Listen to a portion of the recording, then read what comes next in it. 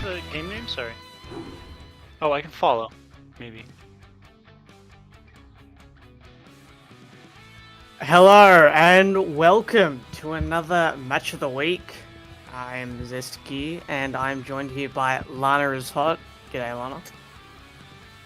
Howdy, everybody. Yeah, we're gonna bring you some S.E.A.L Team 6 versus Cattlebruisers. I'm excited for this series, particularly because Lana is actually from Cattlebruisers and I'm from S.E.A.L Team 6 myself. So this should be a very entertaining game indeed. What do you think, Lana? Yeah, man, I think that's one of the most exciting things, the fact that we're both representing our teams on this cast, right? We get to see a lot of these players in our Discord channels and talk to them, and maybe for some of these people we have kind of an inside scoop. Exactly. Like it's different because usually it's Neb and I casting, and we have a very biased perspective. Two Terrans on the exact same team, and now we actually get a Protoss and a Terran. So we get a little bit of conflicting views there. It should be good fun. However, we have got a abundance of matchups today. Plenty of TVZs, TVPs, and even a TVT and a PvP to boot as well. So this should be a fun series for the next couple of hours. So we'll get straight into our first game. Right on, let's do it. I'm excited. I don't actually recall who wins this tier as well for week 8. Neither do I. All right. In the green, we have, for S.E.A.L Team 6, it is GeforceTesla. And on the other side of the map, we have, in the red Zerg, Mr. Dim. For the Cattlebruisers, of course. PVZ to start. Now, I don't actually know very much about Mr. Dim, Lana, but what do you know about his ZVP? I don't know that much. I haven't actually seen him streaming in our channel a whole lot. So he seems like one of the quieter guys. So actually, I just mentioned the fact that it's exciting that we might have some inside scoop on these players, but this is one that I don't have an inside scoop on. So this will all be pretty fresh for me. Well, I played plenty against GeforceTesla, so I cannot say the same there. But GeForce played him several times in PvT, like a couple of CPLs ago. Very strong Protoss player. He knows how to pull out those carriers, which I guess doesn't really, not really translatable into ZVP. But I'm excited to see what he's got for us today. So it looks like we've got a Forge opener coming out from Tesla now, compared to just a regular overpull. So these are pretty standard build orders that we usually see pair against each other. Yeah, lucking out on the first scout as well. I was a little worried. I'm not sure I've seen that exact opening before. Usually you send the probe exactly on Forge. Or did he send it on Forge? Did I miss that? Yeah, he did send it on Forge. It wasn't a pylon. I'm sorry. Normally you send it on Pylon is what I meant to say. Yep. Well, and if you don't send it on Pylon, then you're risking a little bit here, right? If he hadn't gotten first scout, if he got second scout or third scout, then a 4 or 5 pull could have been dangerous. But luckily none of that's happening for him. He got a nice solid opening. The Nexus is already down. Yeah, and he also got a first scout as well off the Forge scout, so it very much worked out for him. And he pretty much sees that it's an overpull with only a couple of links coming now, so he's able to safely just get a cannon behind that Nexus. So it's all pretty looking pretty good for Tesla right now. I'm interested about Dim's third base position though.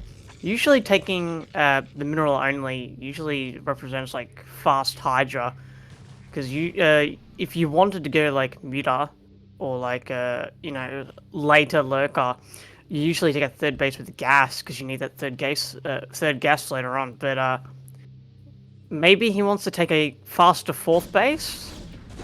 I'm not 100% sure yet. Yeah, I think it's a little too hard to say right now. I usually take this gas base simply because I think it's easier to defend. You know, it's just so close to home. You can sim city pretty well here. So I think it's just somewhat of a preference. Obviously, there's some strategic reasons you can take other bases or take this base, like faster hydras, things like that, or you want the gas. But I just think it's easier to defend. Yeah, I would say I would agree with that. It is easier to defend once you get like all your infrastructure out.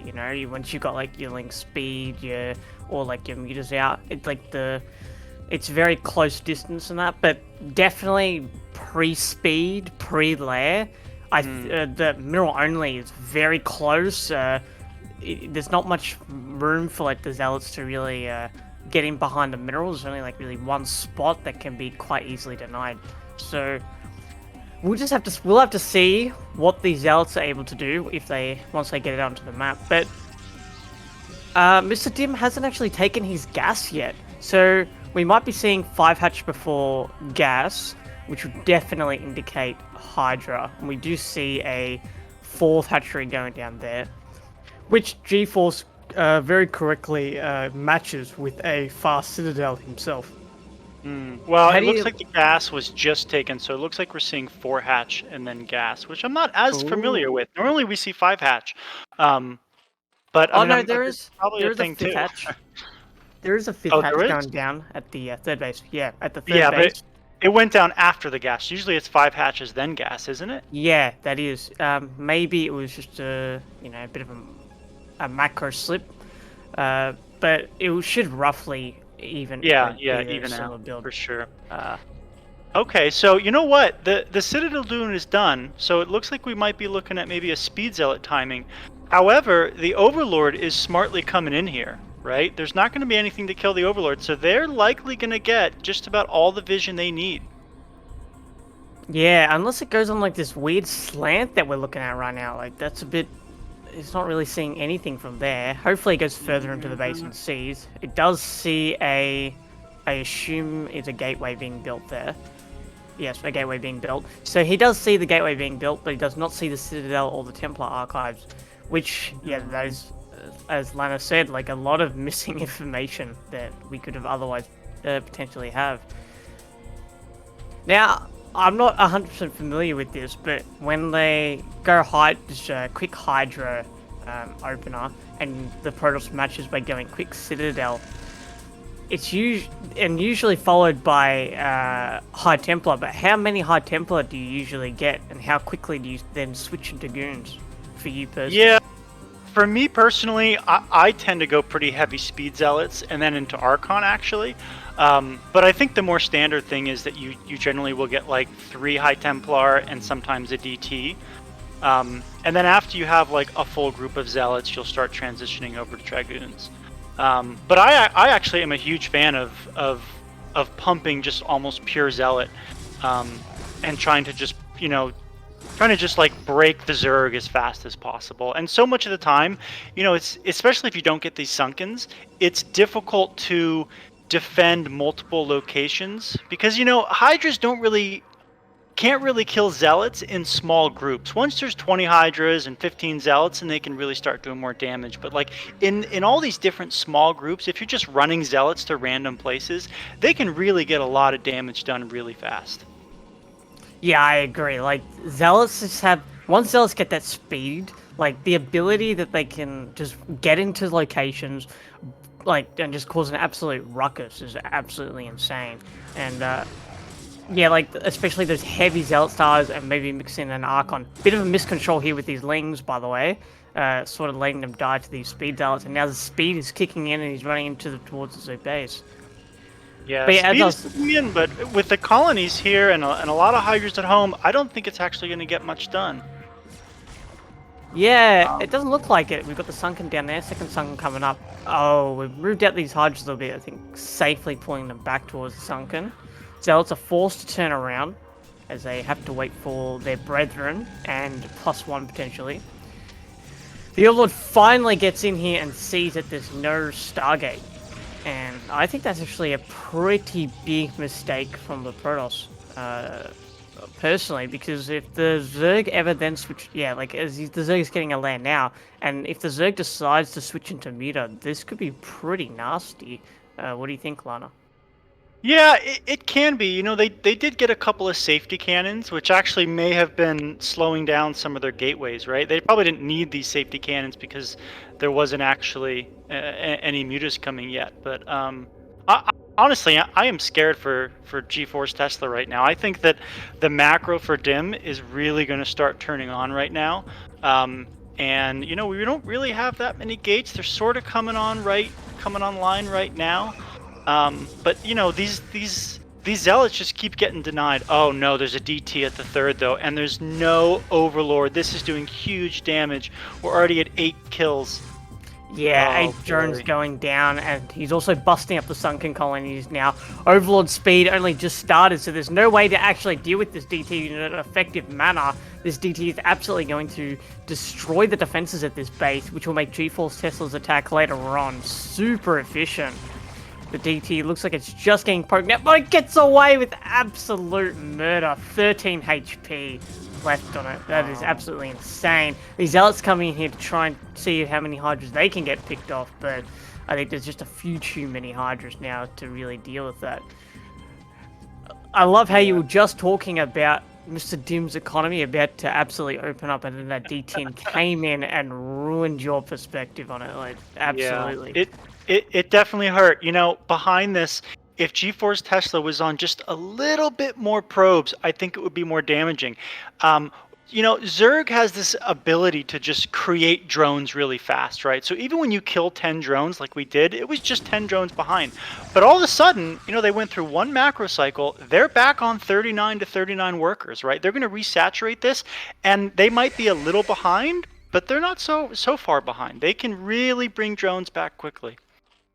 Yeah, usually that, however, that comes at the cost of producing military. Because Zerg, if Right. a Zerg decides to switch into that really heavy drone cycle, that's costing them potential Hydra, which could be the breaking point for this attack. We've got about a group of Zealots coming across her and about 4 High Templar. I'm going to assume they're close to fully loaded with Storms, and there's just not that many Hydras here to deal with it. Oh, that's a very good Storm dodge. Mr. Dim But doing a there's very good still job there. So Ending- many storms and just not enough Hydras. We have a ton of Hydras in the main base, but they're not brought down here at all. Yeah, unfortunately, and those last 2 Storms were just absolutely core connection, and I think GeForce is just going to get this base. Honestly, though, with all the storms being used, if the Hydras that were in the main base were down here, they probably could have defended this.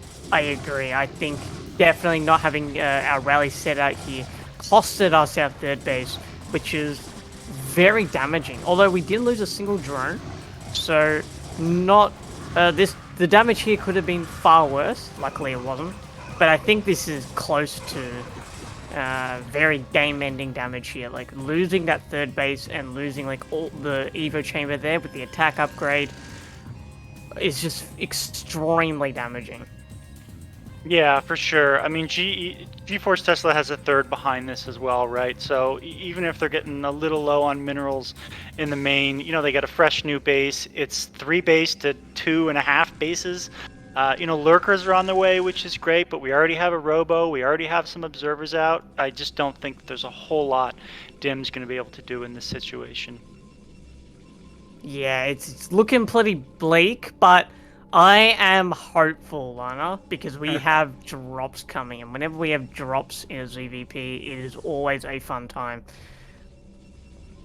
Yeah, you know, I think that drops can be a way to sort of get out of or get back into games like this. I don't know if it's going to work, right? Usually you would put that drop, you know, in the mineral line and try to just take out a ton of probes, but I don't think that's going to work. We have a cannon in every single mineral line here. And so really GeForce is just covering all their bases. Yeah, GeForce is doing, as you said, an amazing job with the defense. He's absolutely covering all bases, no pun intended there, to ensure that he can get out of this game and take it with a victory. And it looks like we've got I think it's a DT and a High Templar in this shuttle right here. And do we have an Overlord in the main? This might just absolutely be devastating once again. There is an Overlord in the main, but it looks like GeforceTesla is going to try to combine an attack on the third with the drop. So they're probably just not even going to notice. And just every single drone going down in the mineral line. That's just, it breaks your heart to see. He's even going to get the ones on gas. There's going to be no survivors. And it looks like Mr. Dim still hasn't noticed, because he's loading up his Overlords with Hydra. And it looks like he's still got a High Templar to try and storm at the natural. I think once this storm goes down, we might just see a GG from Mr. Dim, if not a very desperate last all-in hurrah. Absolutely storming the majority of the drones there. I can't say all of them. Yeah, there we go. So Mr. Dims is just going to pull his drones and pull them all into one base and just absolutely go for this massive last hurrah drop. And here we go. This drop's going straight onto the main base. We see what damage he can get, but it's going... He needs to basically hollow out this main in order to get out of this situation. We see a tribunal. That would have been interesting to see. But yeah, he's got to take out gates. He's got to take out all the tech. But the army's coming back pretty quick. And, you know, all of these overlords were not even full, right? This is only a handful of hydras. So I think it's going to be cleared pretty quick once the army gets back. Yeah, emphasis on pretty quick. He's got already his High Templar in his base now. And it's just not that many Hydra. A couple of well-placed storms and these Hydra are definitely dead. In fact, he's not even going to use the storms. He's just going to have the High Templar watching.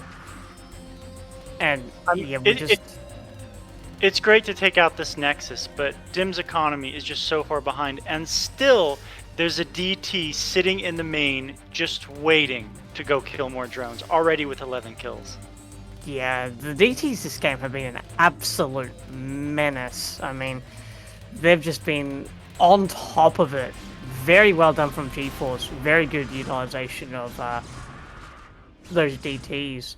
And yeah, we're just looking at Mr. Dim struggling to get units across the map. He knows he needs to do some sort of economical damage, but GeForce has already taken a fourth base, cannoning it up, and he's just going to absolutely build up this massive macro force despite the loss of the Nexus and just take on the fight. Looks like we've got a bit of a fight down there. Oh, that is an amazing storm going down from one of the Templar. But this is a pretty good lurker coverage. A lot of High Templar are now injured. And it looks like the Lings are on top of the High Templar, getting a couple of High Templar kills. But it looks like a couple of good storms will ward off the Zerg, getting a couple of Hydra there. Ooh, it looks like Mr. Dims tries to walk forward and snipe off those Templar, and he does. 2 Templar going down. GeForce is now down on all these Templar, but there are so many Dragoons here, Lenny. Yeah, there's a lot here, and there's still a lot at home, right? There's 3 Templars sitting inside the natural. There's Goons, there's Zealots. There's still a decent bank for GeforceTesla. The 4th is now up and running. We still haven't even seen this DT start to do more work, and it's totally capable of doing that. Well, hopefully it doesn't do too much work, because Recall just started for the Protoss, and I love to see it. I do not see Arbors utilized at all in this matchup, so I'm going to get the most of it this game. Yeah, I'm a fan of of this tech. You know, it's just not something that Zergs expect a lot of the time. And so, you know, if you can bring it out all of a sudden and you can kill a bunch of units without them noticing, it can do a lot. It can totally be worth it. I agree. I think pre-canal, it can do quite a lot of damage. Once the canals are out, it's sort of rendered useless because generally Zergs have the canals inside their rally point and you can't really abuse recalls quite as much. Here we are with this line of Dragoons, once again, pelting this third base. It looks like you just can't keep this third base alive without it being absolutely decimated by the Protoss. It looks like Mr. Dims is just on his last legs here. GG is called. Never know what hit him. Tough game for Mr. Dim. You know, I actually thought that things were looking really good for Mr. Dim until that first DT came in. and just took out the third base. You know, took out both Stunkins, took out, what was it, 10 drones or so. Without that, I thought that they were looking to be in a really good position. Yeah, even though like he lost quite a lot of infrastructure at his third base, I don't think the game was over there. You're right. It was the DT that just absolutely took out all the drones in his main base. Yeah, like once you can only lose a certain amount of drones in this matchup before the Protoss's army just simply overwhelms yours. And yeah, just very unfortunate. But hopefully we see Mr. Dims take it back here on Vermeer. Get straight into our game. Let's go.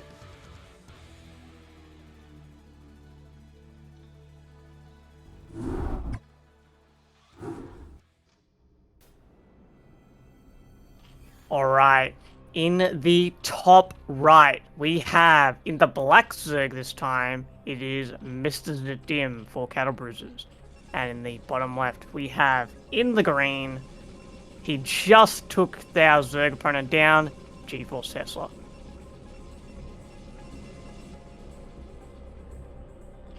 You know, I've Now- heard Neblime say that the second game, you should always do something kind of tricky, 4 pulls, 5 pulls, 8 racks, things like that. Is that something he says, right? I think I've heard him say that. Do you I don't know. subscribe to that sort of theory that, you know, in a best of 3, you have to sort of mix things up a lot, or do you tend to just play standard across the board? It really depends on...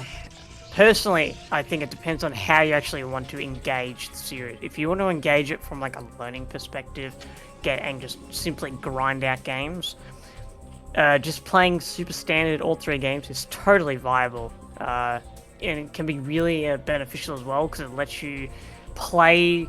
You're simply sticking to your plan and you're just playing out the odds of whatever builds that they're trying to simply throw at you. Just simply that reactive macro practice. However, I definitely subscribe to the fact that doing something tricky in game 2, especially when you have a lead, is always a good strategy to follow up with, because usually your opponent is trying to do a reactive macro style to get into their next game, and they're not usually going to open up with a particularly aggressive opener, so that will allow your aggressive opener to do quite a bit of damage. But I don't think we're going to get any of that in our next game. No, it looks like we're just being completely standard. In fact, we're being safer this game than last game. The Forge went down. It was a pylon scout, and we're actually getting our second scout. So it's looking just completely standard from both sides. Yeah, it really is. I've seen this this start several times. I think I need to just like have a pre-recorded ask that I just play over the top, you know, for Right. the next 3 minutes. All Just to save right, myself some breath. So we do have 6 lings total being made, but the probe sees everything, so this is not catching GeforceTesla off guard. We've got a probe coming down, probably to put down the gateway. Yeah, the gateway going down, although we lost the probe quite early, and we're not doing any sort of follow-up scout or anything, and we're not trying to block the entrance with a probe. This seems sort of dangerous. We saw 6 lings on the map. If the Zerg was on top of it, they would have brought those lings with them and potentially punished this only cannon that's up, which could be quite a bit dangerous here. We also don't know what the Zerg's doing behind this. The Zerg could easily go into 5 hatch before gas. Okay, here's our follow-up scout going across the map now. It looks like the Zerg's left 2 Zerglings at home to deal with this, so it doesn't appear that Mr. Dim wants to spend the APM to really deal with this probe scout. Instead, he's just going to have his units set in positions to try and block what sort of tech path he's going, which I think is a very smart decision. Yeah, and the GeforceTesla, that probe on the map, getting a scout on the 3rd right away. Gas is done. Cybernetics core is coming down. It's looking like it's just going to be a very standard game again. And it looks like Dim is also thinking of that same type of build, right? We have the 4th hatch coming down right now. Last time they went 4 hatch, gas, and then another... Oh, and the probe getting in. Yeah, Brutal. that's just not great. But he walked straight out, so he did not use that opportunity to really get vision on the tech. But we could potentially save this probe, which, according to the Koreans, this is ideal. They generally don't like to give away their probes, their worker scouts for additional intel, because they prefer to have the extra economy. Well, this is really mimicking the last game, right? Again, we have a Citadel of Adun being put down, halfway done. We had 4 hatches, then gas, then a 5th hatch. You know, as long as we don't get DT damage done again, we can definitely see a different game where Dim comes out on top. I think we will most likely get a different game. The cross spawns really plays a factor for like a lot of those like quick aggressions, like those drops. So hopefully, fingers crossed, we get a much larger macro game. We'll have to see how Mr. Dim is able to hold his defense. It looks like he's got a pretty decent sim inside his natural there. He's already get the sunken colony up. Couple of zealots going across the map. Yeah, 2 zealots coming across the map. There's plenty of lings to deal with this, but they're not exactly in the position they need to be right now. No, they're not. One drone going down. They are not in the position that they need to be. And it looks like he's getting quite a bit of damage on top of this sunken colony. But it looks like here are the lings now going to quickly clean up. Oh, that is actually a very nice position for those zealots. And he almost needs to sort of cancel that that creep colony if he could, but although it's already finished, so he can't. And yeah, 3 kills on that zealot. I assume another 3 on the other, so that's quite a bit of damage from those zealots. Very nicely done from GeforceTesla.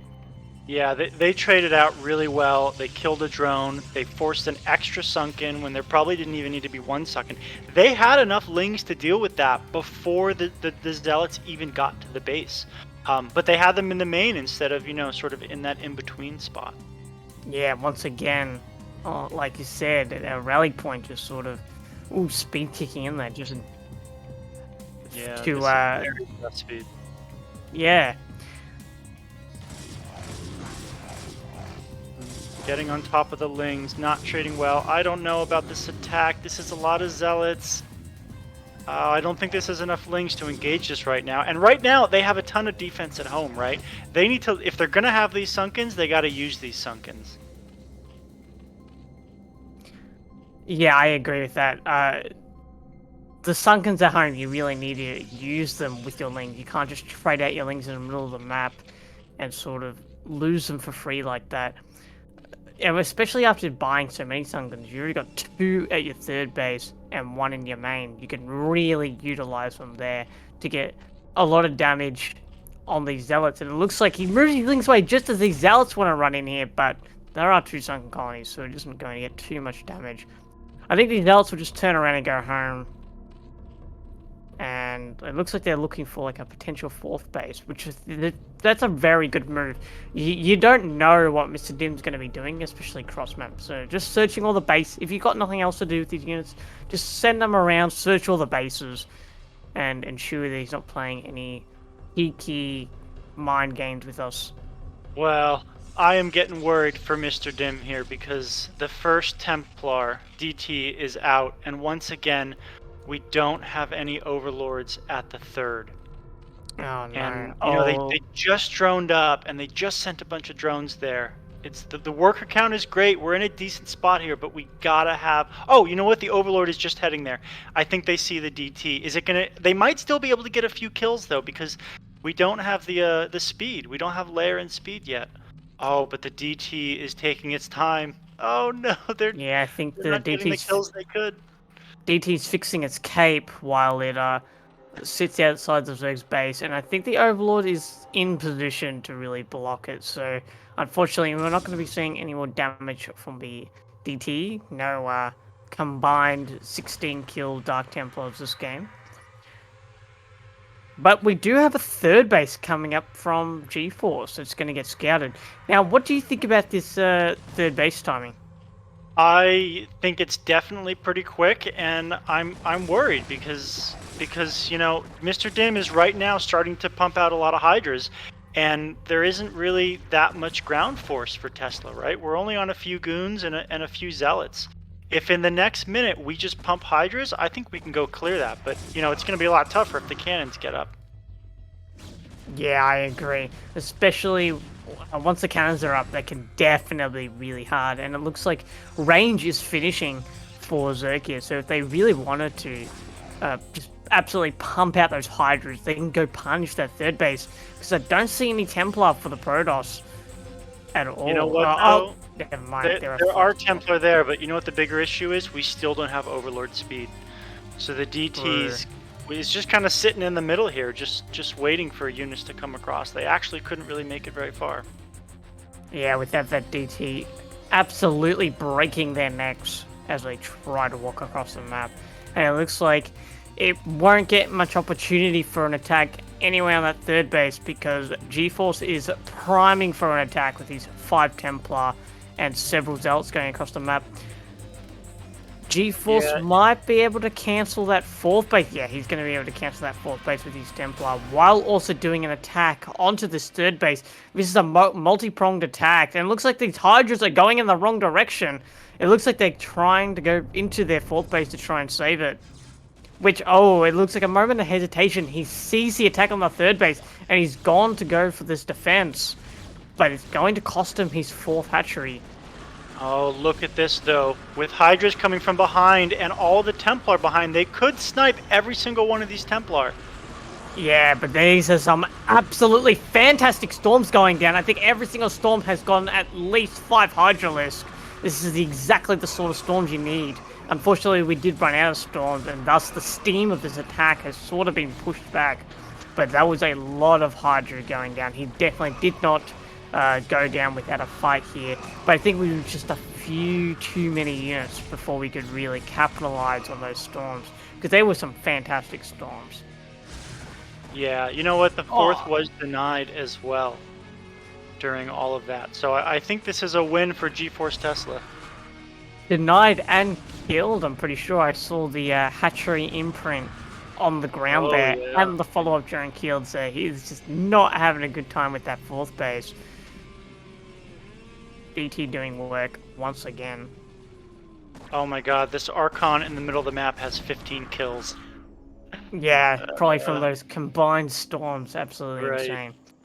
And here we go for another DT drop going across the map here to try and cause some havoc.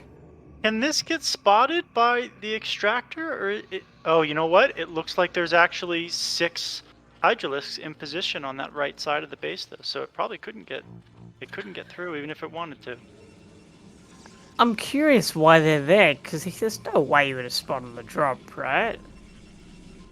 No, I didn't see him spot it. He kind of has some decent vision. Well, not really anymore. He had some decent vision earlier, but yeah, I don't know. Maybe he was just so tilted by last game that he didn't want another drop to get off. Preemptive, yeah, that would make sense. Because that is a lot of Hydra to commit to dealing with a very quick dropship. Once again, this fourth army coming up to the 12 o'clock, shutting down this base again. It wasn't canceled, it's killed again. There goes 300 minerals. You know what, though? This could be a bit of an overcommitment, potentially. I don't see any observers with this army, and with the lurkers here. Oh, the storms are really good, though. Yeah, absolutely fantastic storms once again, getting on top of every single lurker, which is just going to absolutely delete this army and preserve all of Tesla's forces. We're looking at 123 supply to 65. That could not have gone better for Tesla, getting the 4th hatchery and all of the army. Mr. Dim is absolutely in a terrible spot right here. Mr. Dim needs to make some very quick plays in order to get out of this situation. And very correctly, GeForce is taking a 4th base in the meantime after all of that damage. He's going to get all his cannons up. Damn, well, that was just brutal. It almost could have gone the other way because the observers still weren't out. Yeah, absolutely could have. Their lack of observers are absolutely brutal for Protoss. Alright, it looks like he's going to get pushed back for now. And we're just going to get our observer out. Yeah, I mean, this feels so good for GeforceTesla. They're just continuing to macro up. Their army's getting better and better. They already have 2-1. They're taking a 5th base. They're cannoning up their 4th. You know, this is just going to be an uphill fight for Dim. Yeah, it really is. It's quite disheartening to see the Zerg just absolutely get controlled in this way.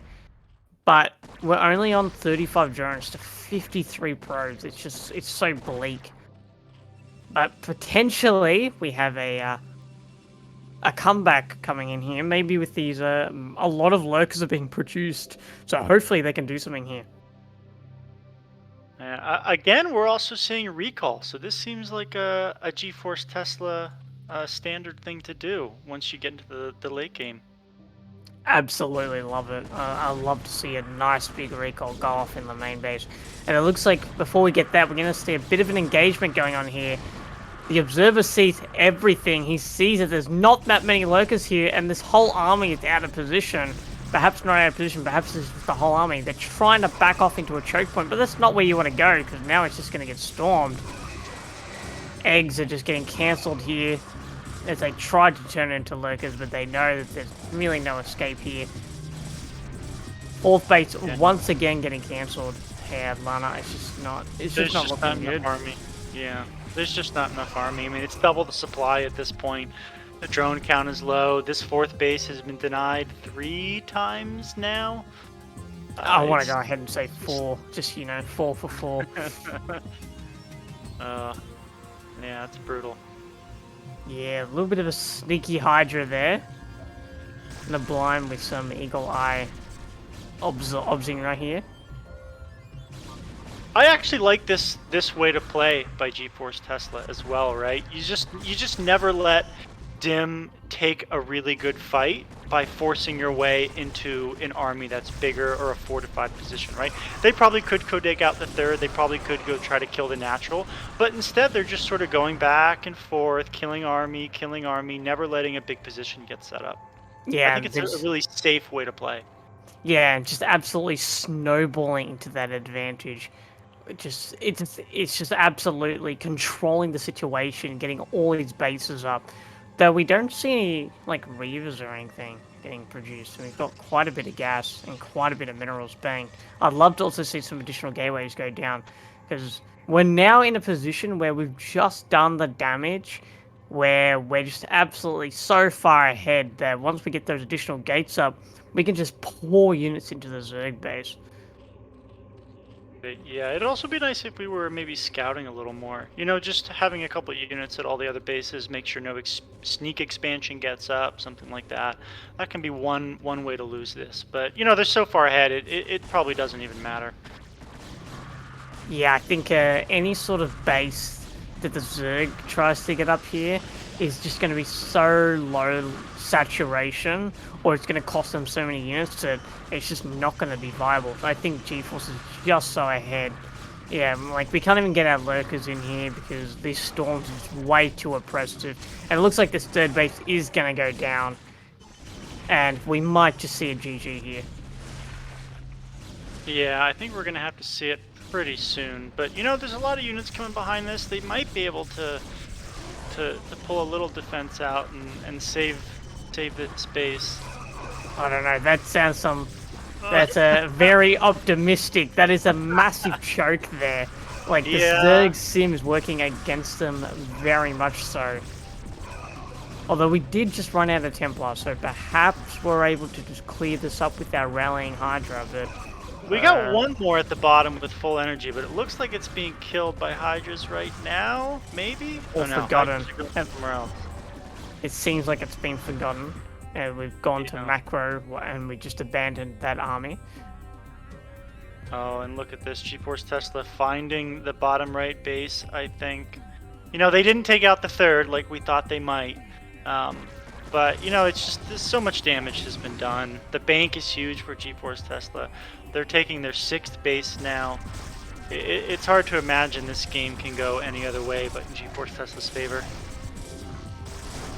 Yeah, I agree. It seems like for the 500th time again, GeforceTesla is so much in the lead here. But I was surprised he wasn't able to take out this 3rd base, but I guess he's going to get this 4th base instead.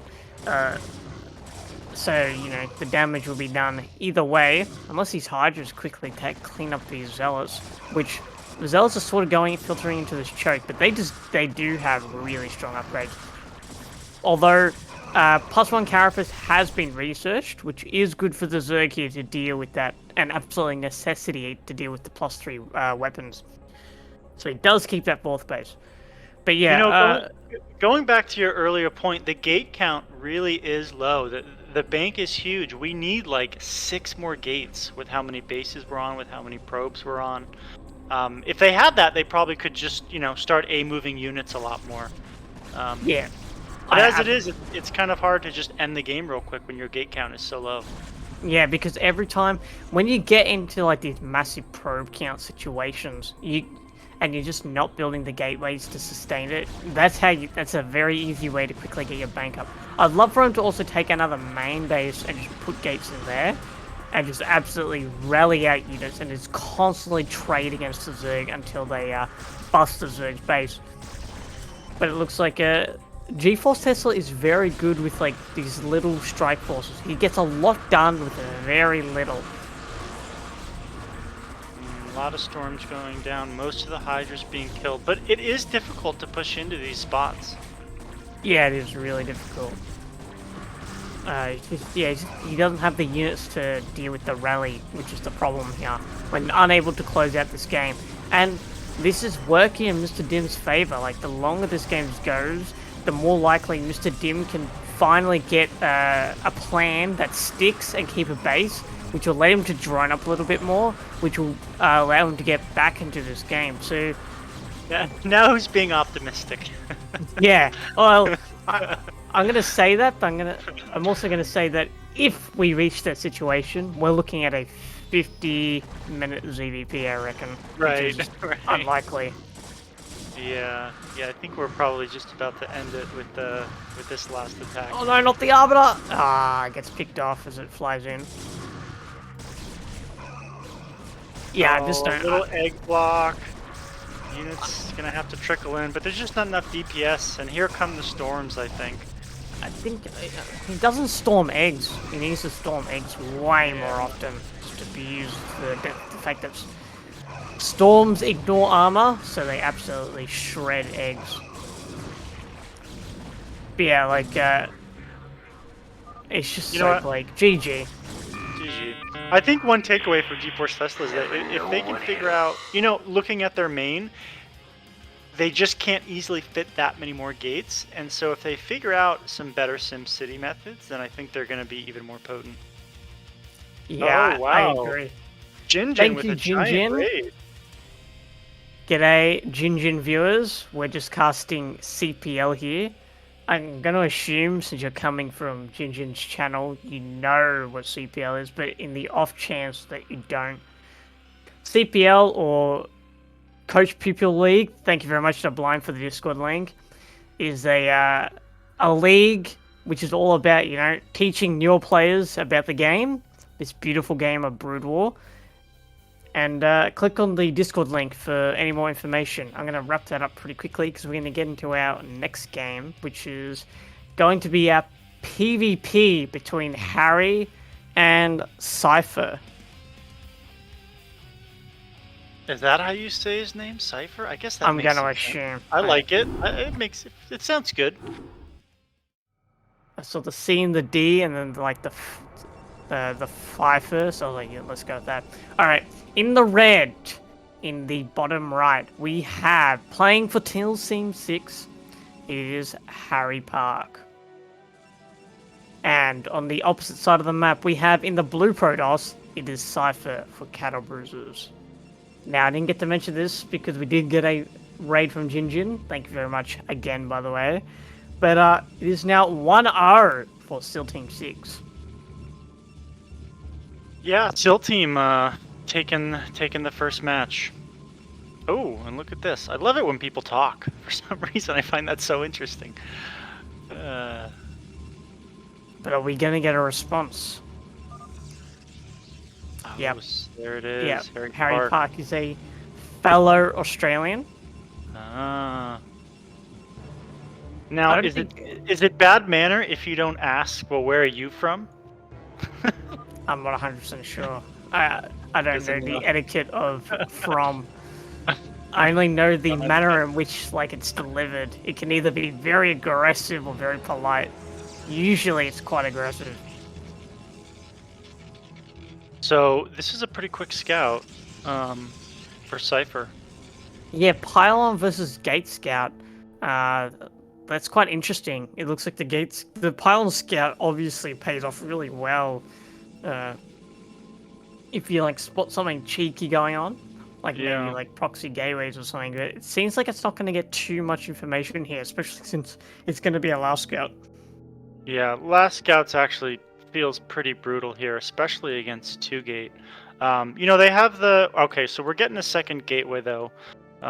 So it actually shouldn't be too hard to hold. We should be able to hold this ramp 2 gates against 2 gates. You're thinking like mass zealots are going to come out or something? Well, I just wasn't sure if we were going to get 2 gates right away for Cypher, but we are, so it's I mean, it's totally fine. And the difference in scouting wasn't that big. So I think it's pretty even still, even despite the quick scout. I think they'll both get the exact same information out of each other because they're both going to get zealot on the ramp before the probe gets into the base. So it's a little bit funny. They don't both quite get the information that they wanted. Probably hurts a little sort bit of more for feels Cypher. like Cypher's zealot is in the wrong position, right? Oh, Is it no, fully you're blocking? right. Now No, we that do definitely have isn't. more zealots about to pop. Let's see if they get into position right away. They're on their way, but the probe is coming. Oh, they pull back. Okay. Yeah, it definitely could have gotten in, though. All right, and here we have 3 zealots moving across the map against 3 zealots moving across the map. Yeah, and Harry sort of pulled away a little bit too quickly because he did not see these 3 zealots going across the map. But it looks like Cypher's going to use his high ground. If Harry's not careful, Cypher might get the first hit, but it looks... Ooh, that was very quick reaction from Harry. He was able to quickly hit A just in time to get a little bit of damage. It looks like Harry is going to bleed off one of his zealots. He does, expertly gets a zealot and walks away. This was an absolutely insane trade for Harry. But it looks like... What is going on here? This game is absolutely heating up, Lana. Oh my god. Citadel going down. We're trying to sneak these zealots into the main base, but it looks like the ramp's blocked, whereas the ramp for Harry is not. Well, this could be trouble. I mean, we're gonna see the gas. We're not seeing range being upgraded. Maybe that's because there isn't enough gas for it yet. But if these zealots can just stay alive for a while, kill a bunch of probes, this is trouble. Yeah, especially since he's targeting the gas probes as well, and he's cut 2 probes going down there. Not a great start, but if it won't matter if Harry is just gonna all in with these DTs right now. We've got 3 gateways going up. Oh my gosh. And Cypher is doing maybe almost the same thing, getting in a dune right now, but it's going to be a lot later. And I don't think we're going to have detection, so I'm worried for Cypher. Yeah, we're not going to have detection here, which is huge, because he's going to get 2 goons, and he got 1 goon before the Citadel, which, yeah, it's just going to so massively delay a DT tech. And unless we got some sort of forge follow-up, I don't see how he's able to hold off these DTs that are going to come pretty soon. Although we're only able to produce 1 DT since our gas has been harassed by a fair bit. But 1 DT is all you need. He did proxy a gateway, so this can do quite a bit of damage. You know, gosh, Harry has lost a ton of probes during all of this, but the 1 DT, there's nothing coming down. The DT is almost done, and there's no forge on the way. There's no Robo would be way too late, but there's still no forge. I just don't think there's anything that we can do. I think Cypher is just going to lose it. Yeah, unfortunately. I mean, there is one way to, I guess you could hold our Templar Archives is nearly on the way here. Perhaps if we just block the ramp with these units, but yeah, they're just not going to get there in time. Okay, the forge is being built, but I think it's just going to be too late. Yeah, I don't see it doing too much damage, especially with every single DT going down. We might just see a GG out of Cypher here, as every single... Yeah, these probes are just getting eradicated. The probes are evacuating the mineral line. They are not happy with the DT in their base. And it looks like Cypher's going for a cross-map play, but little does he know, like, DTs can be produced at home. And it looks like we got Harry's also going for a ninja base as well to expand. It looks like Harry's just making all the right plays this game. He's just absolutely on top of it. Yeah, I don't think there's much Cypher can do at this point. I mean, we need a cannon. The Nexus is being attacked. The probes are being attacked. You know, they can hold their ramp for as long as they want because there's again no detection. So even though the army was bigger for Cypher for a little while, they really can't do anything with it. Yeah, and exactly what you said. Like, one DT on the GG. ramp's gonna block. GG. Never know what Yeah, hit 'em. GTs, man. Strong unit. Absolutely. Like what Refrigerator is saying, this game just needed mind control. I think it also needed carriers as well, and then would be truly complete. Just like mask off all the Protoss gimmicks thrown into one game. And we're gonna get very quickly into our next game.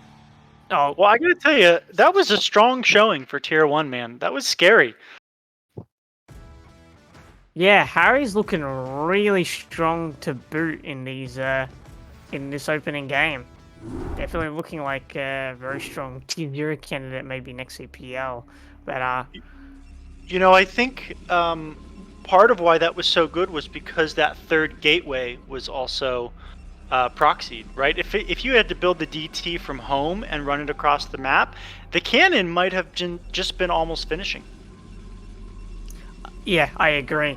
It was also, I think, Cypher's build was just a little bit off as well because we had relatively similar gas timings, but our Citadel was just so much later. We did get that Dragoon as well, the further delayed our Citadel, which just yeah, the quick DT. It looks like it was a decision was made to go DT based on reaction, whereas Harry already preemptively had this DT plan lined up, Right. and that's just allowed him to make a better macro decision in the end.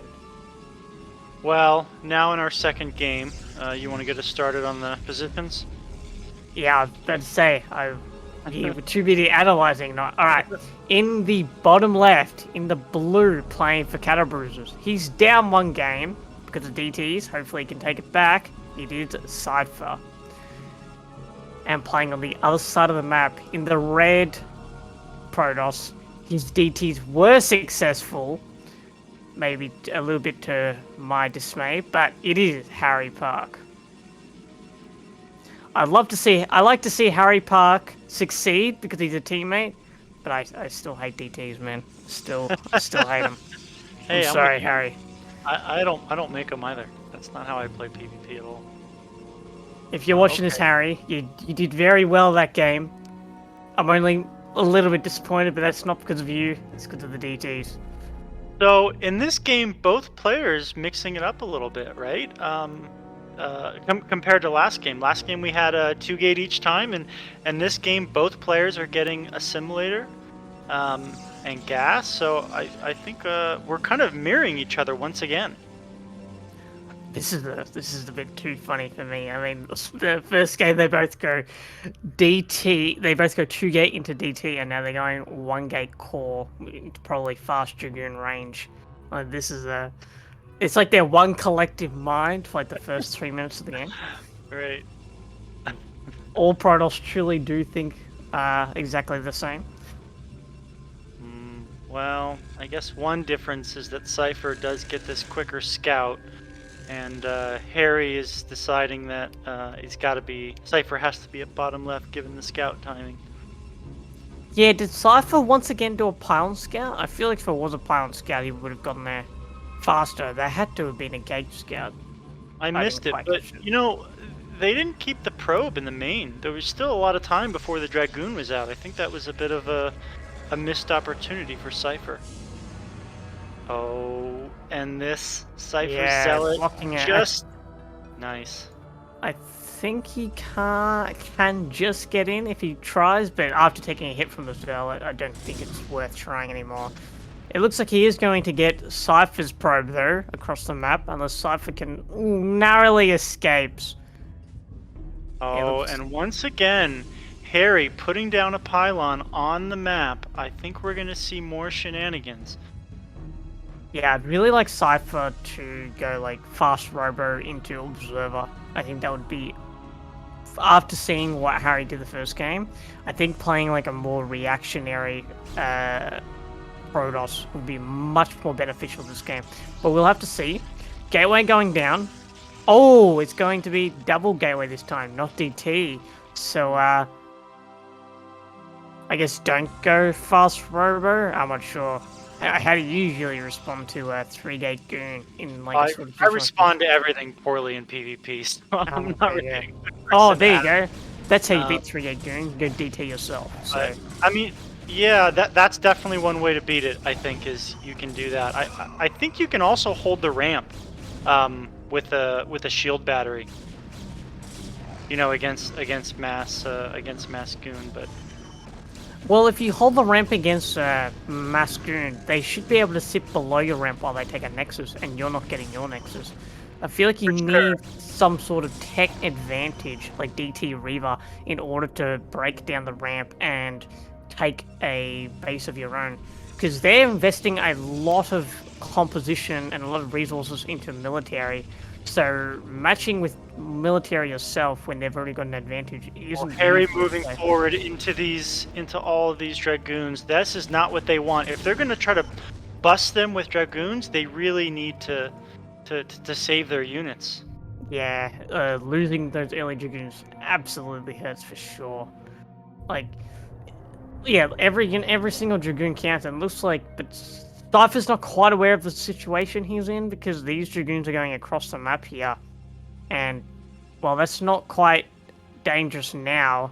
Cypher is still down a gate, so he isn't going to... Oh, we got a Citadel of our own going up. It looks like all roads leads back to DT versus DT with no detection. Well, Harry's got a cannon warping on the top of the ramp. Although, you know what? It's getting canceled because they're just not really going to be able to hold their main right now. There's just not enough units for them. All of their units are at home. Yeah, it looks like, well, I guess the other home. It looks like these Dragoons, however, are going to be absolutely controlled to the moon. These Dragoons cannot get any shots off. They are getting a couple of shots off now. This is absolutely expert probe drilling right now. This was... Zealot fired like twice. Yeah, this was fantastic control, but unfortunately, you cannot control against DT unless you've got detection. So it looks like, yeah, we got a couple of cannons in this base for Harry. I think as soon as Harry sees these DTs, he might just leave here. There's not much you can do against that, unfortunately. The army did its job. I think that was very expertly done by Cypher to get the army in there, try and bust up those cannons from getting up, and let the DTs do their work. And it looks like, yeah, there's just no way Harry can base race this. Like, you can't see the DTs. They're just going to kill you. No. Invisible Man is going to win. Yeah, there's not enough coming. They pulled all the probes. I assume they're going to attack. No, they're sending some back. Yeah, I think it's just over for Harry at this point. Once again, DT's ending the game. Invisible Man. Very good unit. Yeah, so it looks like Harry's holding on, hoping that his DTs can do just as much damage. But with two cannons in the mineral line, they're just not going to be able to do enough. I'm surprised we didn't block our ramp with our DTs that were at home. That would have like stopped those DTs from getting up. Looks like these DTs will do a bit of damage, but yeah, just look at that sim on that bottom cannon. Like, that is absolutely beautiful. Like, those DTs have to go the long way around to get to it.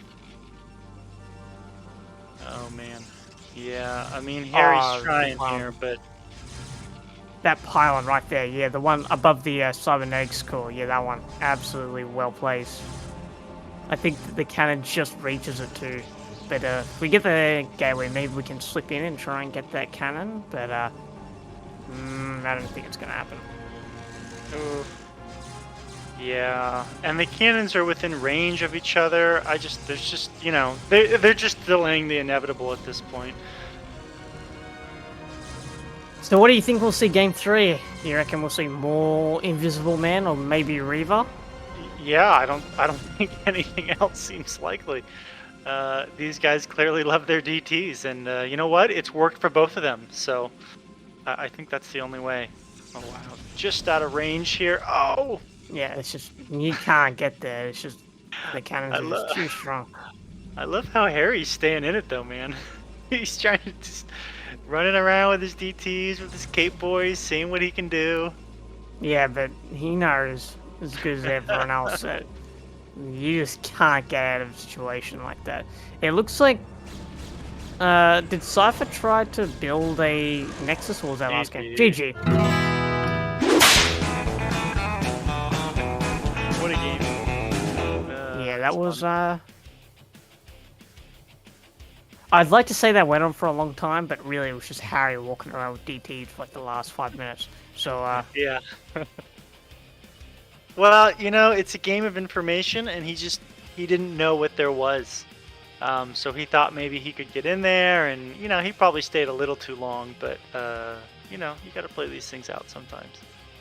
yeah, Jet, like, even just like processing the loss and going, what should I have done before buying time before you go into your third match? Definitely a way of doing it, just like to process those losses. But we're Right. finally going to get a point on the board for Cattlebruisers, and let's see if we can get a whole point on the board going into this next game. Yeah, let's go. Let's go, Cattlebruisers.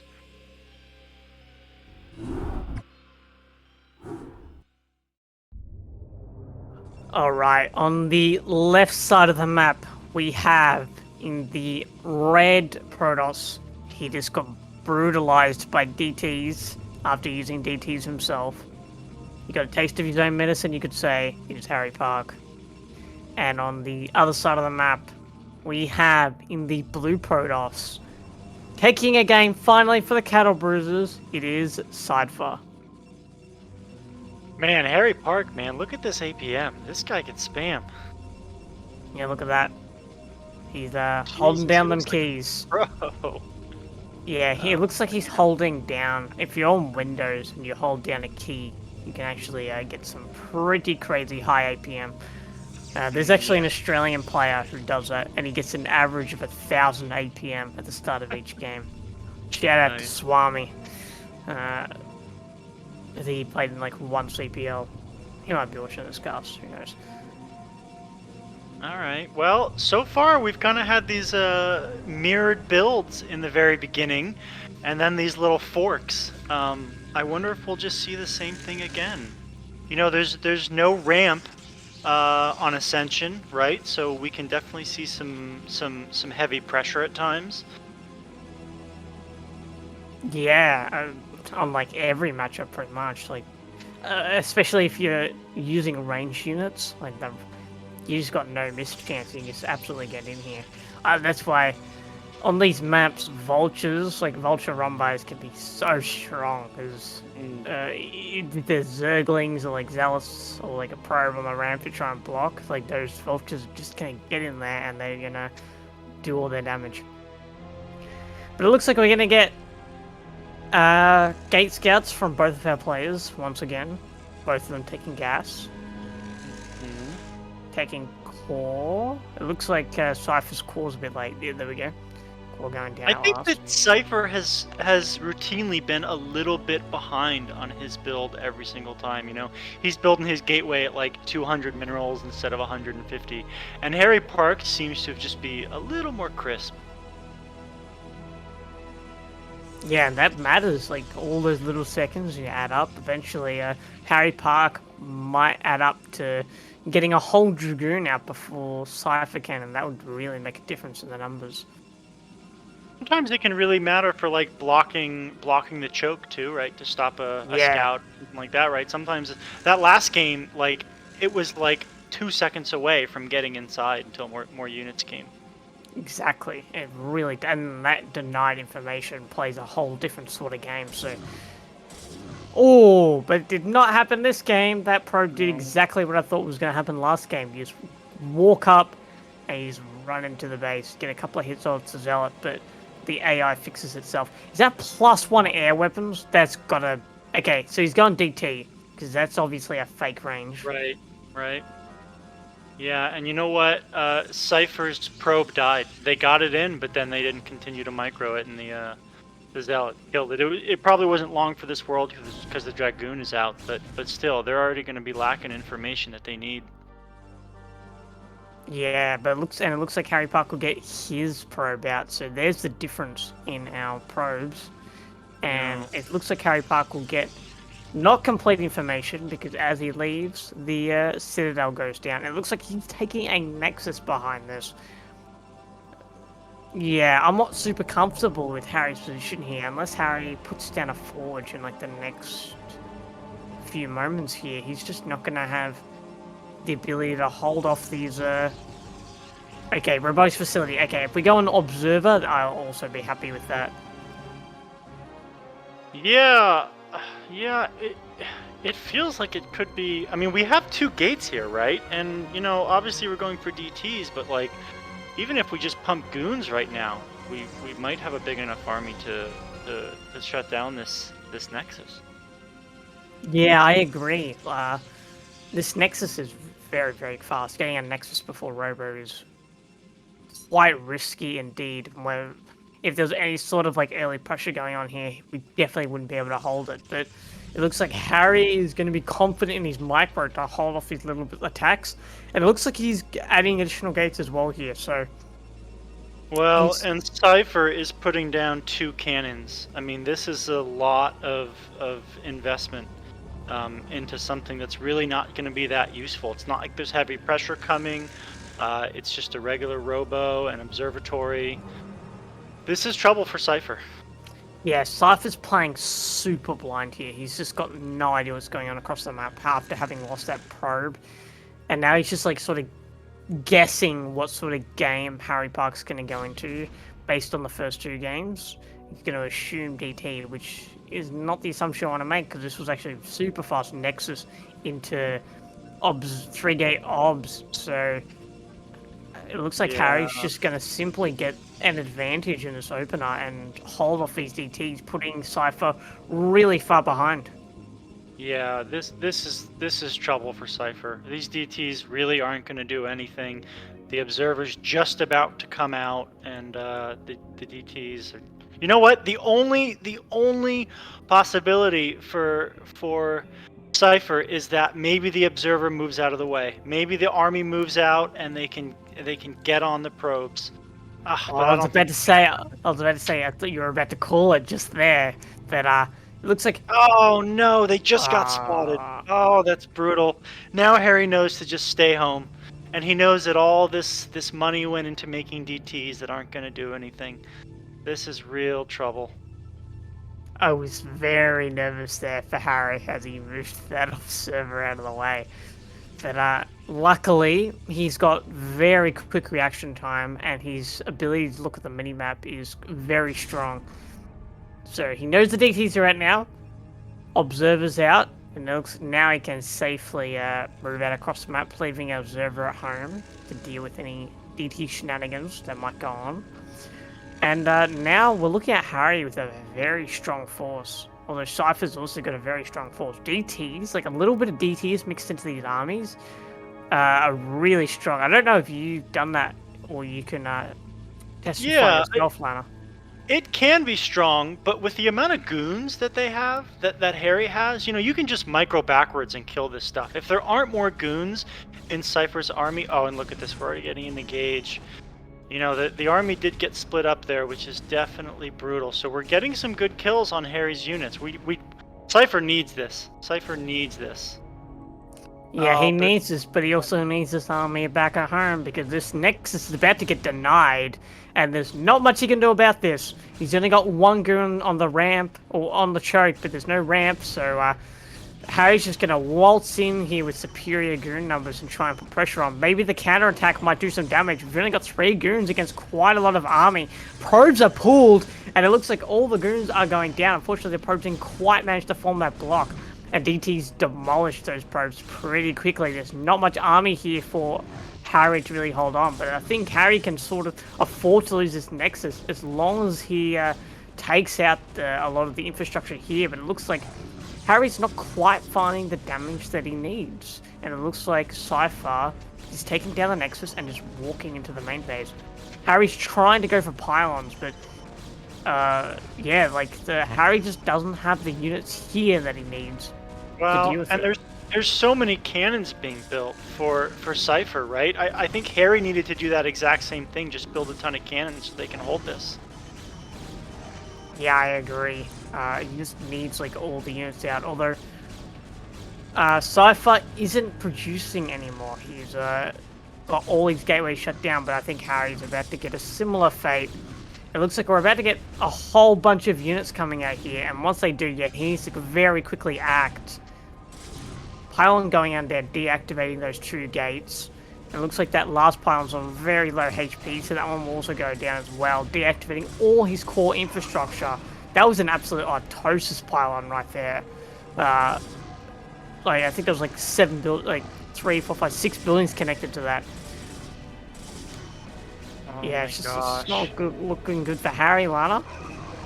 I think we might have our first Cattlebruiser victory here. Unless, oh my god, these probe drills. We saw that in a previous game, right? The probes did mad work for Harry, and oh, the cannons are starting to get down. Plus, 1 or 2 pylons, we can get all these gates back online. I'm not sure who's winning. I think they both can kind of hold this. I'm starting to think that Harry has the advantage. Yeah. Although Harry did lose a whole Nexus, and it looks like Cypher is going to get his Nexus up. Yeah. Harry does have 5 gateways, but yeah, it looks like these 2 goons are just going to keep deactivating these pylons. And Harry isn't producing, so it's going to be difficult to get these pylons back up. But it looks like Cypher's goon wasn't targeting the other goon, and he's going for probes now. So perhaps now Harry can finally get back into this game. And Harry's also got a very nice arc inside Cypher's base, which is going to deny reinforcements from coming across the map here. Cleans up the goon in his base, and he's going to target down this last gateway as well. It's like Cypher's now in a very difficult position. I feel like Cypher had an opportunity. He just needed to control it perfectly, and unfortunately, we just didn't see the execution come through. And that was he needed all of his units just kind of together, and he needed to be taking out pylons, making sure that cannons don't get up, getting on top of the units as soon as they pop out. And he kind of just didn't do that. I think he had the opportunity, but it might be squandered. Yeah, I agree. It's just it was just a lot of like we did a really good job targeting those pylons, right? And like getting down the pylons and shutting down those gateways, but yeah, we just couldn't quite manage to stop Harry from getting those cannons up and then sustaining that attack, and we sort of lost all the army despite the fact that all the production was down. And you know what? Cypher's on 1 gateway now.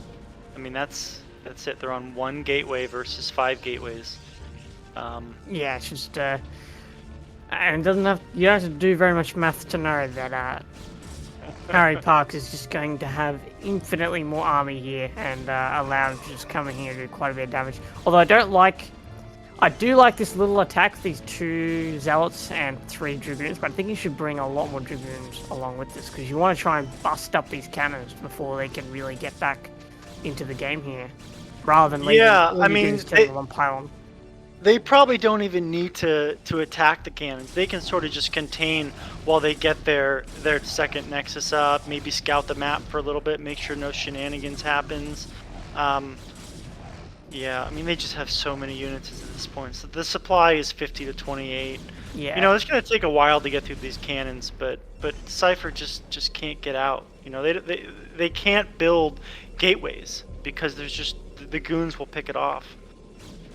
Yeah, I think our only chance here is some sort of hidden expand, but you know, there's a lot of observers on the map that are kind of running around.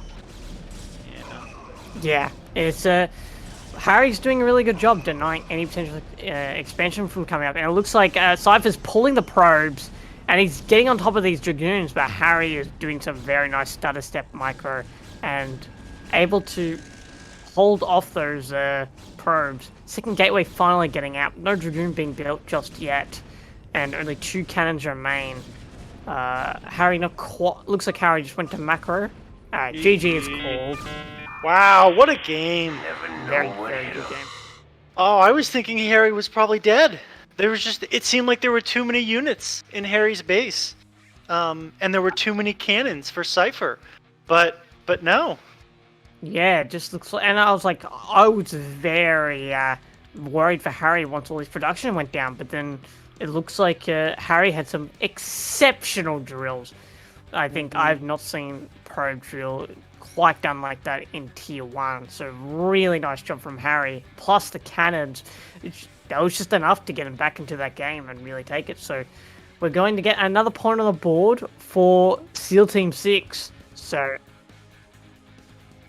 alright, we're going to go into a very quick break here, stick around, and we'll see you very soon. Right on.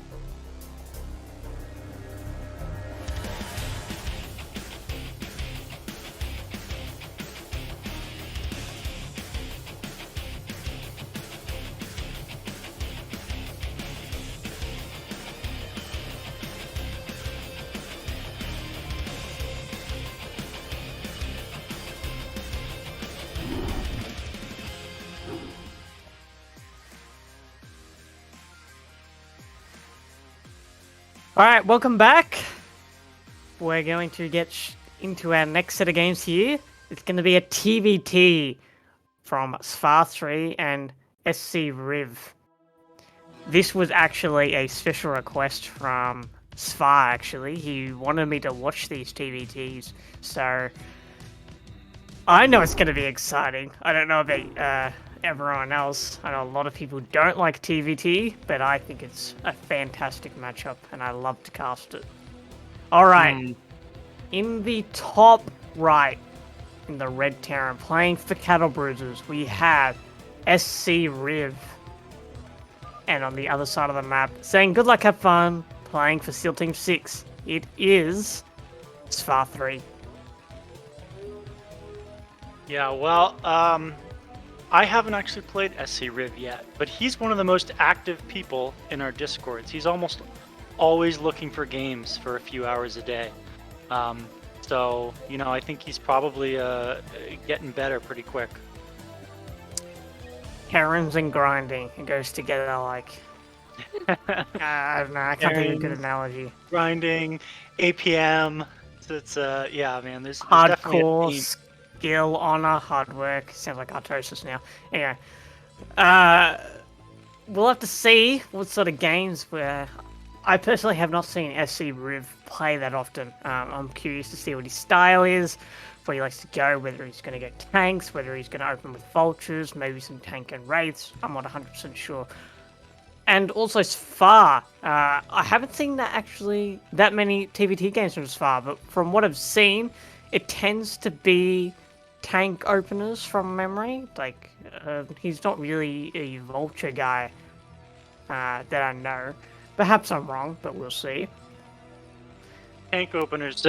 How does that fare up against something like the 3-fact vulture?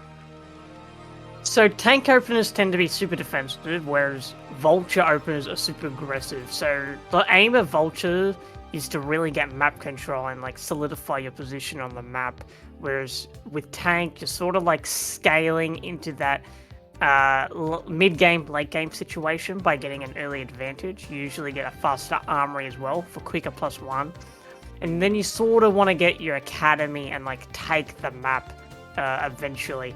But with 3-fact vulture or like 5-fact vulture, you're really getting that map control early, and because you get mines on the map early, you sort of take that advantage. It lets you get into a quicker third base and sort of try and get into the game that way. So two different styles of playing. One's a bit more defensive and a bit more reactionary. The other's a bit more aggressive and, like, you know, more micro-oriented. Should the opposition, you know, try to go across the map, I assume. But I don't think we're going to be seeing much of that. I think both players should be... They're both getting their factory now, so it looks like there's not going to be any shenanigans per se. It looks like they both pulled off gas. Except maybe it's for S.E.A.L. Could we get a look at S.E.A.L's gas real quick? Yeah, he pulled off... Yeah, 2 on gas. He was gas. on 1. Okay, now he's on 2. He was on 1 for a little while, I thought. Okay. So maybe... I'm not 100% sure what's going on there, but maybe it's just didn't pull off gas. It looks like sCriv will get his CC up. Ah, there we go. Starport going out. Proxy Starport. Now, this could be Vulture drops, since we are getting a Vulture now, or it could be Wraiths.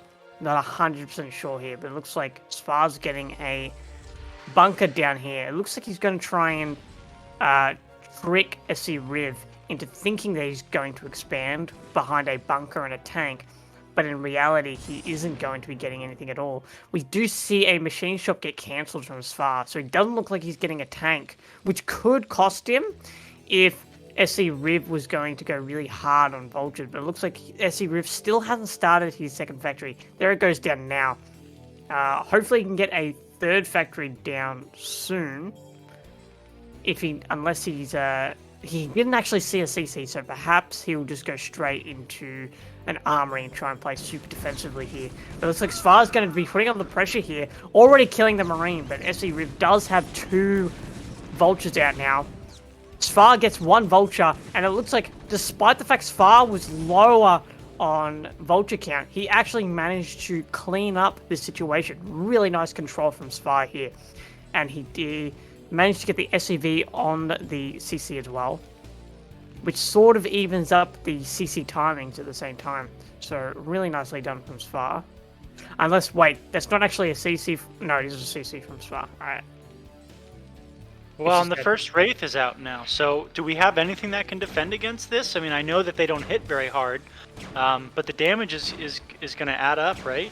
Yeah, you're exactly right. And it looks like our armory just started from sCriv, so Goliaths are on the way to try and deal with this, but that's definitely a reactionary armory, so S.E.A.L will definitely get a few worker kills here, and it's not really much that sCriv can do until that armory is down.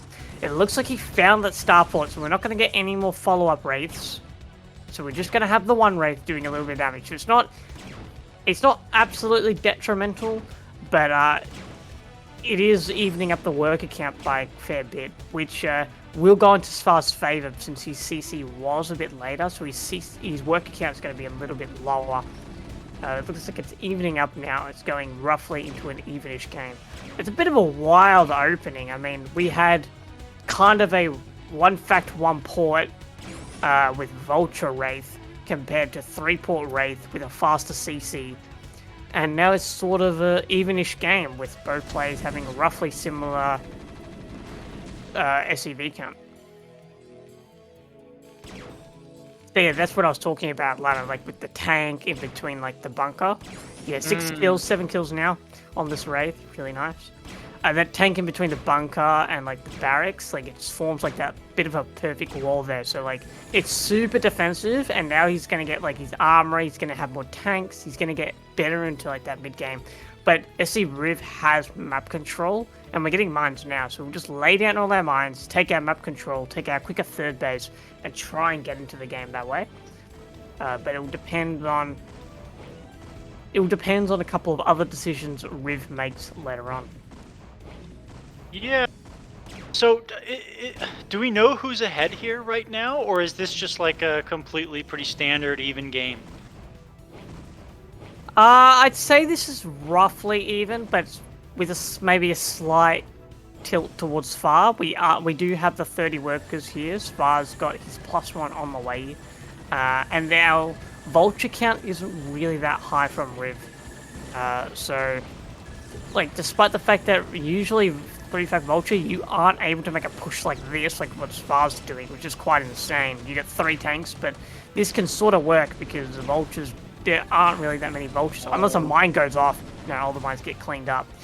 And now Goliath's are absolutely useless against tanks, so they'll be forced to back off. But yeah, like, S.E.A.L, I would say, definitely has a small advantage in this situation here. He's just in a lot better position, and he'll just scale better into like that next phase of the game, whereas Riv doesn't really have that potential. Yeah, it looks like he's got more factories right now, but he's only on 1 add-on. He doesn't have siege yet. Do you think a contain, like, is this the time for S.E.A.L to just like move across the map, rally everything, take that 3rd high ground, or do you just continue to play defensive? I think at this level of play, I think playing more defensively is better. Often you'll see at lower levels of TVT, the players will just rally units across the map. But as the micro goes up, and I'm sure Riv's SEV micro is quite strong, he should be able to bust S.E.A.L if he decides to go across the map. And he's got 2 tanks here with siege mode, so it looks like he's holding this high ground. He's going to take his 3rd base, so it looks like both players will just be in a sort of defensive posture for a little bit. But yeah, I don't like the move when players decide to go across and try and do a really quick contain, unless you're doing like 1 base, 2 factory, 2 shop, where you get like really fast siege mode and siege tanks, and you sort of rally siege tanks across the map, get up your contain, and then take your 2nd and 3rd base. Otherwise, it's usually very difficult to get that arc up. We're seeing the tank count get pretty high for S.E.A.L. But the other thing I noticed is that +1 is already done, and +2 is on the way. So even though Riv was forced to get that kind of quick armory, S.E.A.L actually has the lead on upgrades. Yeah, and it looks like Riv. It looks like Riv's just now getting his +1 himself. So, yeah, S.E.A.L does have the advantage in upgrade, and +1 isn't that significant in TBT. It is a strong upgrade, don't get me wrong, but it's not nearly as impactful as +2. +2 lets you shave off an entire shot that you've required for siege tanks. And it looks like Riv is going to get a bit aggressive here, trying to do a forward siege position, which will give him this forward base. But S.E.A.L has so many tanks that I think once he gets a couple more rallies of tanks, and perhaps when his +2 kicks in, he'll be able to bust this quite quickly. S.E.A.L's taking his third base before Riv, though. And it looks like Riv's taking...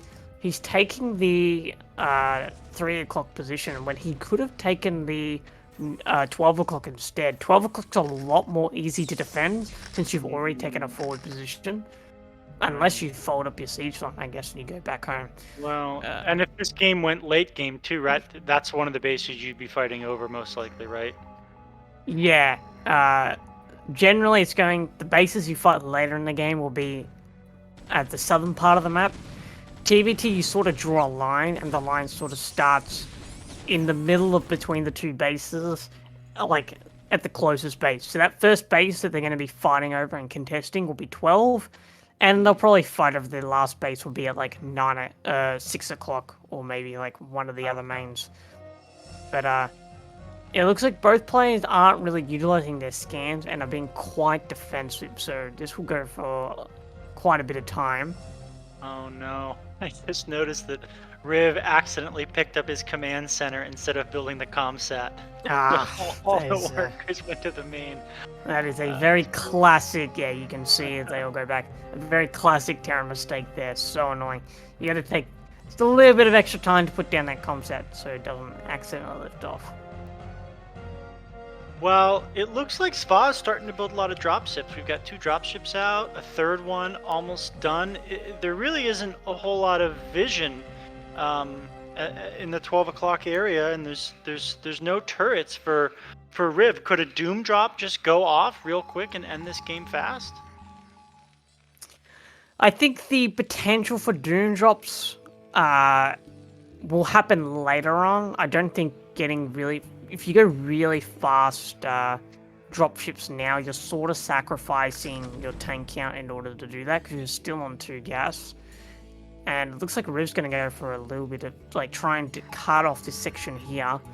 But S.E.A.L scans it and he's going to quickly respond to the situation. So it looks like Riv will get a really nice position here. But he does leave himself exposed at his main base. Oh, a whole bunch of units. That was... He moved back to his base instead of move command. He's going to lose a whole bunch of tanks. That's pretty significant. Unfortunate.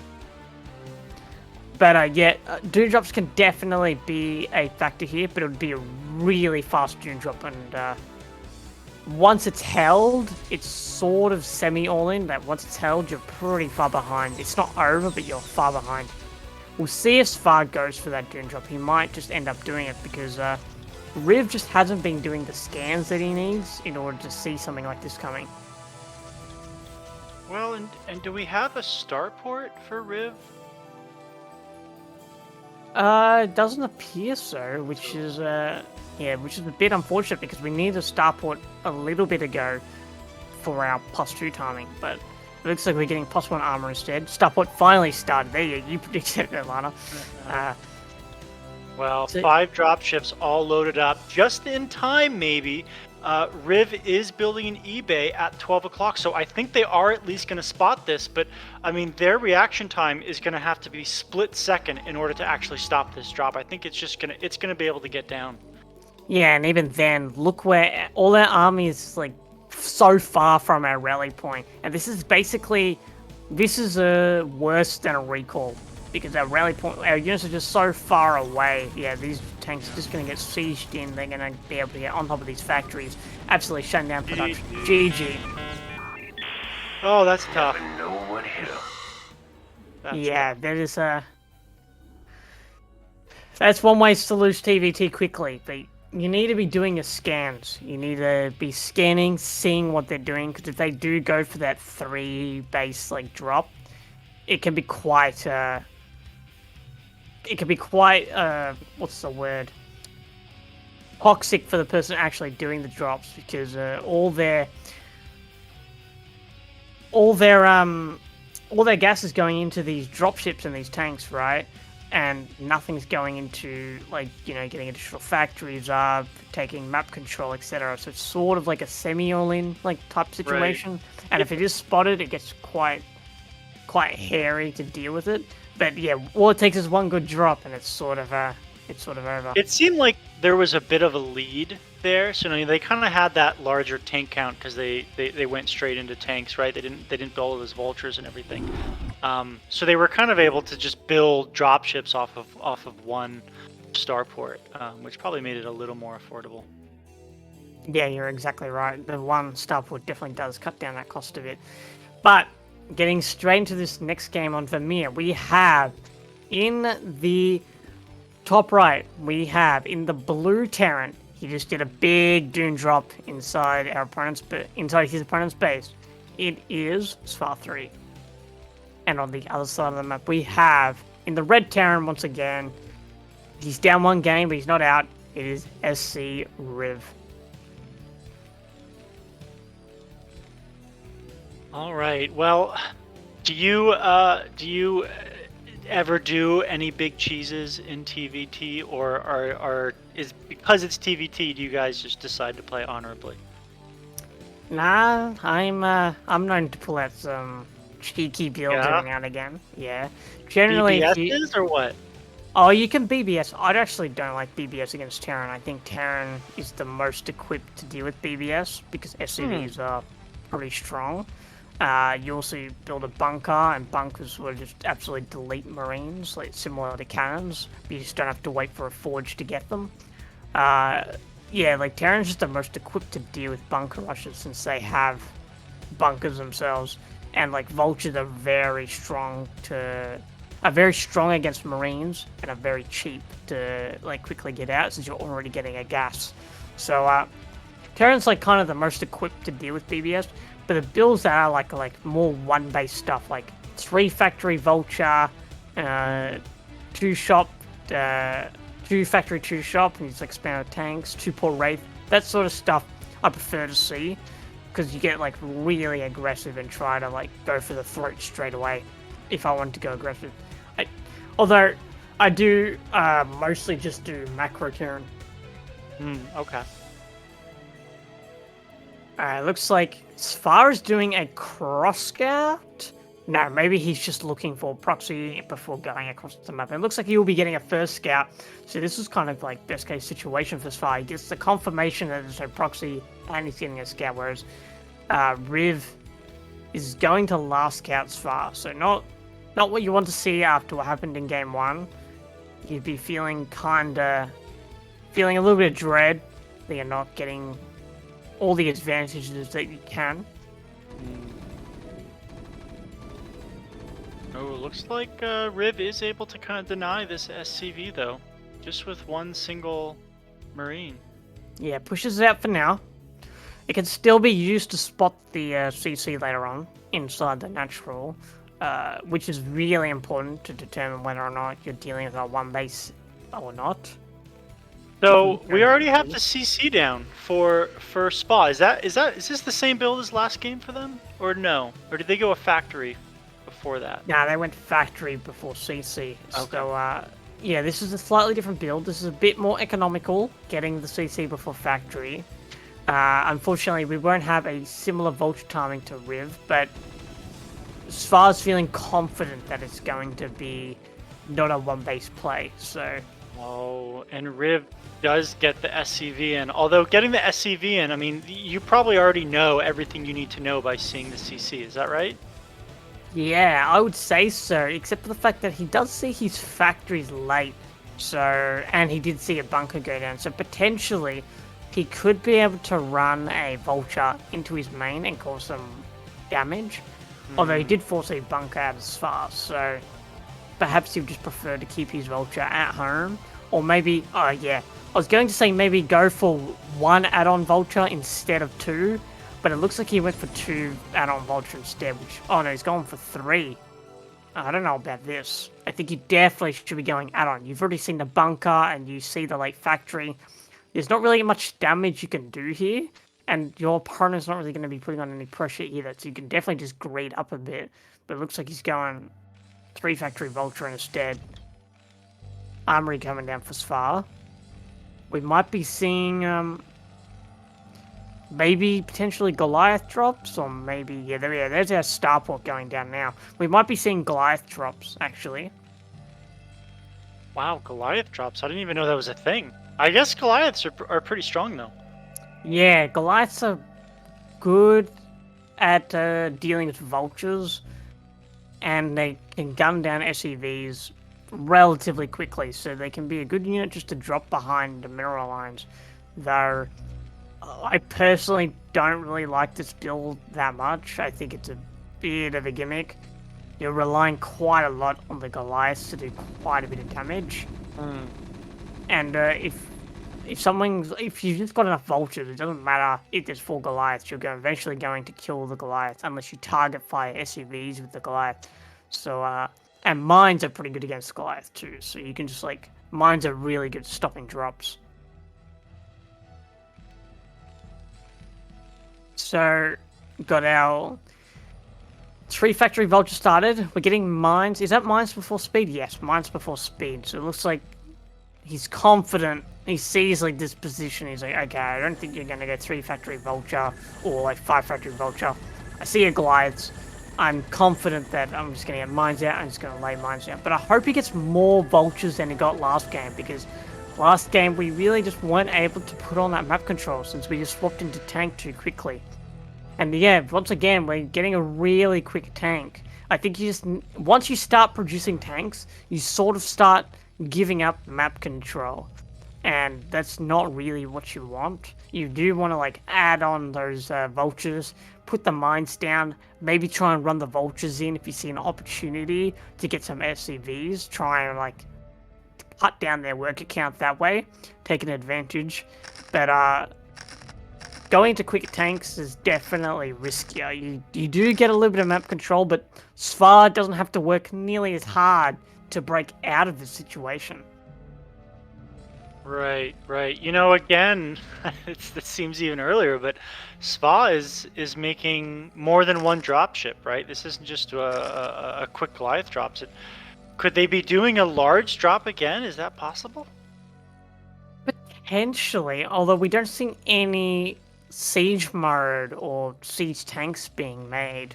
Yeah. It could be 2 simultaneous Goliath drops, which is quite interesting because, you know, if your opponent is not on top of it, you could do quite a lot of damage with 2 drops going on at the same time and nowhere to really move your SCVs to. But our opponent does have 3 factories, so he will have plenty of units to really hold us, and supply is relatively even. And luckily, you know, Riv just put down some mines. That mine is going to spot, I think... None of those dropships are spotted. Oh my gosh. Oh, that's brutal. Yeah, that's not great. Get off. And you know what? The tanks just moved out to this high ground position, so there's nothing at home right now. Once again, they're just going to get on top of everything, and I think the SCVs are just going to be eliminated.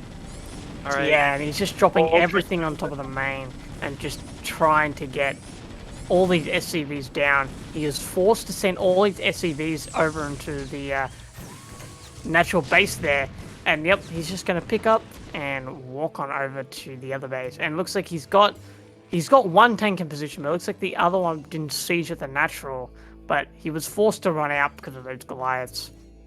I think this was the right decision though, right? Like, just picking up, going, keeping your army. Now you have this giant worker lead, and you can start pushing out on the map. Yeah, and even though we're behind on tanks, yeah, like we've got dropships now, which are quite strong. Oh, those guys dropped right on top of those mines. Not what you wanted. I thought he just maybe dropped maybe 1 or 2 Goliaths, but he dropped all of them. Absolutely getting obliterated, and now Riv has an advantage in supply. Yeah, somebody please clip that. Send that one to S.E.A.L so he can have his mistakes rubbed back in his face. You know yeah, what? like another drop coming out here. Yeah, and you know what? A lot of these SCVs are actually kind of injured too. So even though it's only 2 Goliaths, we could get a lot of damage done. Which would be absolutely devastating, and yeah, like the reaction time was just a little bit slow. 24 SCVs to 45. It doesn't matter if you don't even have, you know, the infrastructure. 45 SCVs. He could cut SCVs now, drop down like maybe 5 factories, and just end it maybe with a bit of an A move. He's just so far ahead. Not that I recommend that. I mean, Riv has kind of a large army. There's 2 more tanks at the natural now. That might make it tough. But you know, a minute before this, right when that drop was going off, Riv had a much larger tank count. It was like 9 tanks to 3 tanks. It seemed like they could have maybe even just busted. Yeah, and but at this point, yeah. Sorry, you go. Oh, at this point though, it's just too late. The SCVs are dead. You know, there's just probably not a whole lot Riv can do. Yeah, like we can definitely recover our SCV count, and we're definitely taking a really forward position here. So maybe we can take like a really greedy third base, and hopefully that pays off to really recover our position here. But yeah, it's not looking good. Another drop coming in here. Riv, yeah, you're right. Riv does have the supply count lead, but again, like, there's just not that much. Like, he can't progress his army further since he's so far behind in workers. It's just always going to be slow. And yeah, we see 3 factories going out from S.E.A.L. Even if he spams just vultures, well, enough and vultures and and another drop. It looks like we're gonna drop right on top of mines, but still, this might do quite a bit of damage. Yeah, 1 Goliath going down, and yeah, just even more SCVs going down. It is absolute blood. It's perfect that the SCVs are red because they are covered in blood of their fellow brethren. I love this this like circuit that the SCVs do when they're told to head back to the main. Also, like this giant little like U-shaped turn that they do. With the thrusters, yeah, I know what you mean. Ooh, getting a few units there with that mine.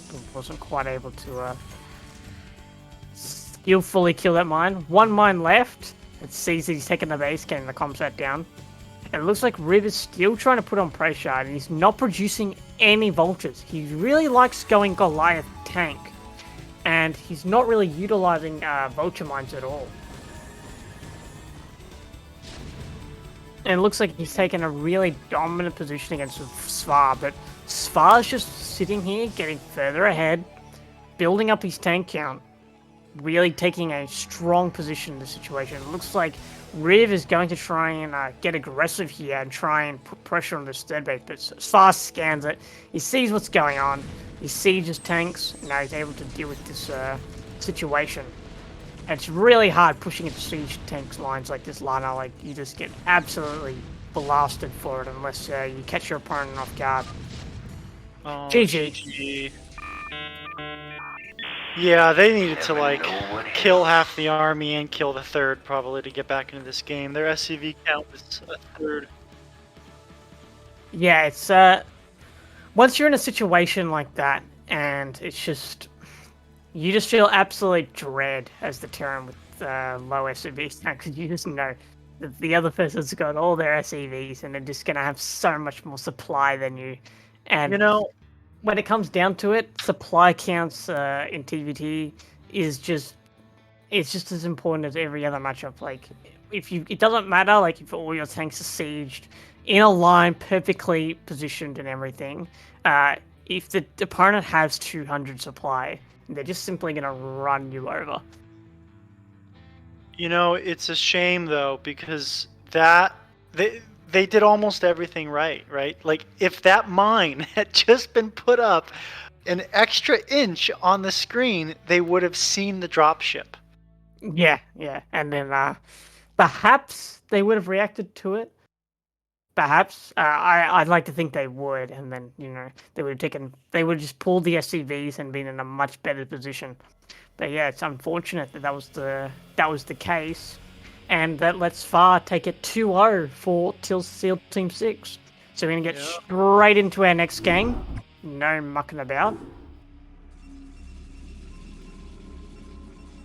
Alrighty, in the top left, in top right, sorry, we have in the blue Protoss playing for Cattlebruisers. It is Arcanewinds. And in the bottom left, we have in the red Protoss for SEAL Team 6. It is Volka. So I think I watched these games live. I'm pretty sure I did. I don't remember what happened. But I think I watched these games live, and I recall them being pretty good. Well, that's fortunate that you don't remember them, because makes it easier to cast that way. But it looks like we're going to get pretty aggressive from Volka, not messing around, going straight into proxy gates. So 1 or 2 gates is yet to be determined. So. Yeah, I think it's got to be 2 gates, right? I think anytime you start building pylons in the middle of the map in PvP, I assume it's got to be 2 gates. He started it on 9, right? That usually means 2 gates, right? Did he start it on 9 or he started on 8? I'm not 100% sure. I'm not sure either, but I think it's going to be 2 gates. I don't think it can be anything else. Yeah, I mean he's leaving the probe. Yeah, it's definitely going to be 2 gates. And how's Arcanewinds responding? We have a first gateway on the way. It looks like we're going for gas. So this is trouble. This could be tough if we don't scout this really quickly. So you reckon he's best? You reckon he has a chance even if he doesn't scout this relatively quickly? Can he just get goons out and micro the goons to heaven and beyond to really deal with this, or do you reckon his only chance is to spot this fast? I think in general he's got to spot it quickly. I think if he doesn't spot it, he's just in trouble. And you know what? I mean, Arcane's not even building a zealot, right? Oh, there's a zealot. Now he's building the zealot. Yeah, I think we're just in trouble here. I think it's going to be extremely hard to hold. Normally, like if you spot it, you can put a pylon near the ramp and you can get a shield battery and hold it that way. But without that, I think we're just going to be in trouble. Yeah, it's just not looking good. It looks like other than the zealot, it looks like this is very much prime for Volka to just sort of take this game. It's just going to come. It's definitely going to come down to the micro. Do you reckon? How often do you see probe pulls against this? Like maybe like probe pulls on the ramp to sort of like add DPS for the single zealot? I don't know. It's not something I've seen that often. Maybe it's something people do, but I haven't seen that often. And you know what? Oh god, this first zealot is getting hit by the probe, and both zealots now. It's going to go down super fast. The first Dragoon is still 10 seconds away. I mean, we're just going to get infinite damage done. I mean, the game can go on, but it's just going to be brutal. We just got to see micro. Actually, moving a little too far into the probes can be a way to really bug them out. Yeah, it looks like you only got a couple of probes there for 2 zealots. Definitely not the trade that you want to be making. Dragoon's out with a battery. This is shaping up to be pretty good for Arcanewinds. I mean, the battery's definitely going to heal like another 300 health on that Dragoon. Although, yeah, like the zealots, there's just so many zealots that we're definitely going to got some godly probe drills. Ooh, that one just missed the zealot just there, but it's going to be pretty risky. Oh, he gets on top of the Dragoon and kills the Dragoon. Oh, that's not good at all. That's not what we needed. And it looks like he is trying once again to go for a big probe shield, but just misses the zealot, only just narrowly gets it. Well, and now we got a shield battery being created for Volka. It's just getting harder and harder. The probe count is now in Volka's favor. I don't think we can, even if we can't micro way out of this, even with great probe micro. Yeah, it looks like the advantage goes down a little bit for Arcanewinds, and now Volka, despite doing this opening, is now actually in the lead, which will let him, even if this goes into a macro game, will lead into Volka's favor, and I think it's fair to call Never know GG what there. hit him.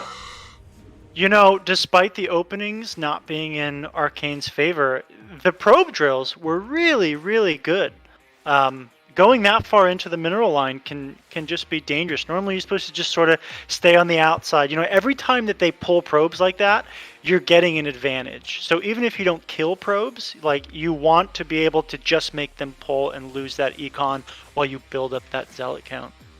Yeah, the lost mineral times per pull is adds up quite quickly. You need to be absolutely on top of it. I absolutely agree with that, but you know, at the end of the day, in that game, it didn't matter how many probe pulls you had, you still lost probes, which is, I'd argue, even worse than doing the drill itself. So, Right. very nicely done from Volka. Very good execution of the proxy 2 gate.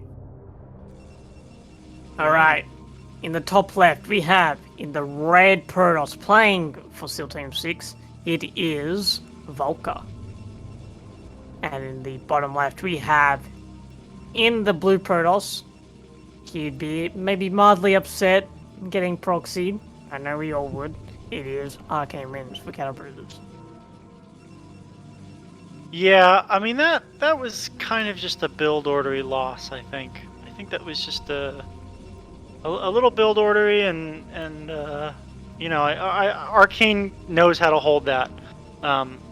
And so I think he'll do better in the future if we see that again. Which map is this? Is this Vermeer now? This is Vermeer instead of Polypod, yeah. Okay.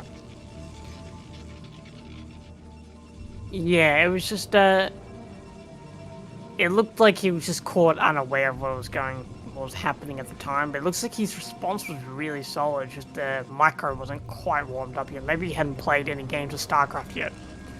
And getting a proxy 2 gate first game is always not fun. He was doing really well with the goon, you know, and sort of moving the probes back and forth and killing 2 zealots with the probes. But then one of his pulls messed up his goon, and it just got trapped, and it just that really hurt him. Yeah, just losing that goon was just a little bit too much damage. It looks like we're getting a cross scout from Volka. That's gonna pay off. Oh no, he's searching for proxy gateways now. Is he gonna lead into a cross scout? Oh my god, that's twice today that people have looked for proxy gates and then immediately first scout, which is like probably the most advantageous you could be. Wow, that's brutal. Just taking a huge risk and it paying off so nicely. Yeah. It's probably great for me to see, since they're my teammates. You'd probably hate to see it. Yeah, well, that's the game, man. It is indeed. Are we seeing pretty mirrored builds, or no? We already have a Cyber Core up. What is Arcanewinds doing right now? I think he's second pylons late, because he's a bit supply blocks here, and he decided to go Zealot, whereas it looks like Volka opt not to go for the Zealot and go for a really quick goon instead. And well, that may have been part of why they cross scouted as well, to see if they could skip the Zealot, right? Because if you know that it's 2 gate in the middle, then you need that Zealot. But if it's not 2 gate, then maybe you don't need that Zealot as much.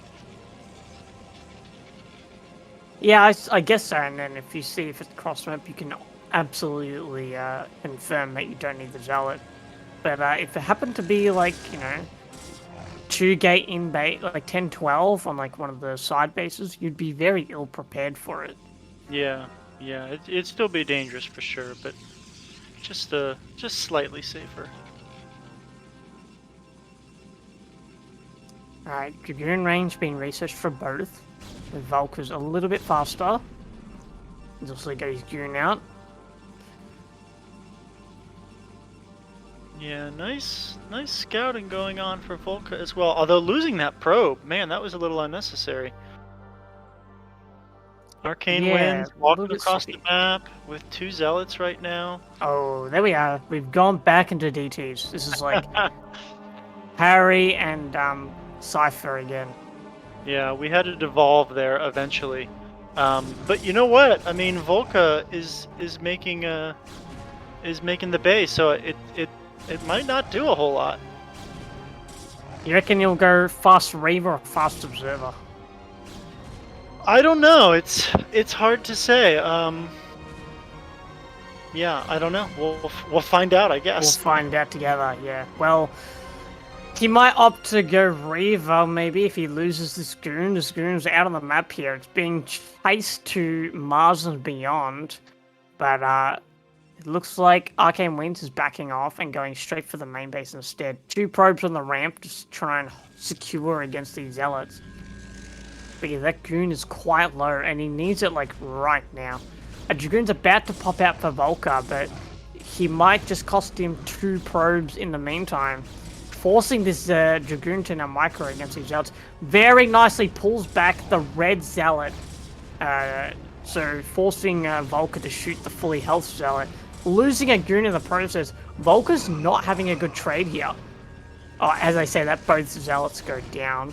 And now it's just one goon. And now it's like the opposite. Now it's one zealot and goon. Oh! He just gets it at the same time. Oh, Very man. Well, nice. the first DT's on the way, and it looks like the observatory's on the way. So I think we'll hold this. I think Volka will hold this as long as he, pumps out the observer right away. Well, it looks like a Reaver's being built first. What's the timing on the DT? Oh. There we go, yeah. Nearly finished. Well, I think maybe with the rush distance, perhaps our observer will be about halfway done. And if our observer's halfway done, that's not the worst thing in the world. We could definitely get the observer. We'll definitely have the observer out soon, and be able to deal with it. Deal with the DT. We might lose a few probes if we're not careful. Yeah, we could lose a lot if we don't notice it right away, right? It's not like they're going to get that ping for hitting a unit with more than 40 health. They're just going to be one-shotting probes, so it's possible they just get a lot of damage done. They might move right past the observer just unseen. Oh, man. Yeah, I think they're going to true. get on top of the probes before the observer actually gets it. Oh, no! Opting to actually go right for the Reaver, which might not be a bad idea. Oh, very nicely Wow. done. Shot the Nexus to try and get splash damage on the Dark Templar. It didn't kill it, but it did lower its health significantly. Now, the DT's only got 2 kills, and his Nexus is far later than Volka's. So, like, this was very well done from Volka. That was very quick decision making. You know what, though? We have a probe problem. Because Arcanewinds has been making probes this entire time, and Volka has not. So even though the Nexus was faster, I mean, we're 13 probes ahead for Arcane. It's looking a little dicey for Volka. Yeah, that's a very good point. That is definitely not what you want to see. Even with that faster Nexus, although Arcanewinds may think he's behind because he doesn't know Volka has been not been producing probes all this time, but hopefully Volka knows that he has been producing probes all this time, and he's quite far behind now, although we do have a really strong Dragoon advantage. It looks like he's trying to opt to take a fast third base, maybe checking out that third base there with the Observer.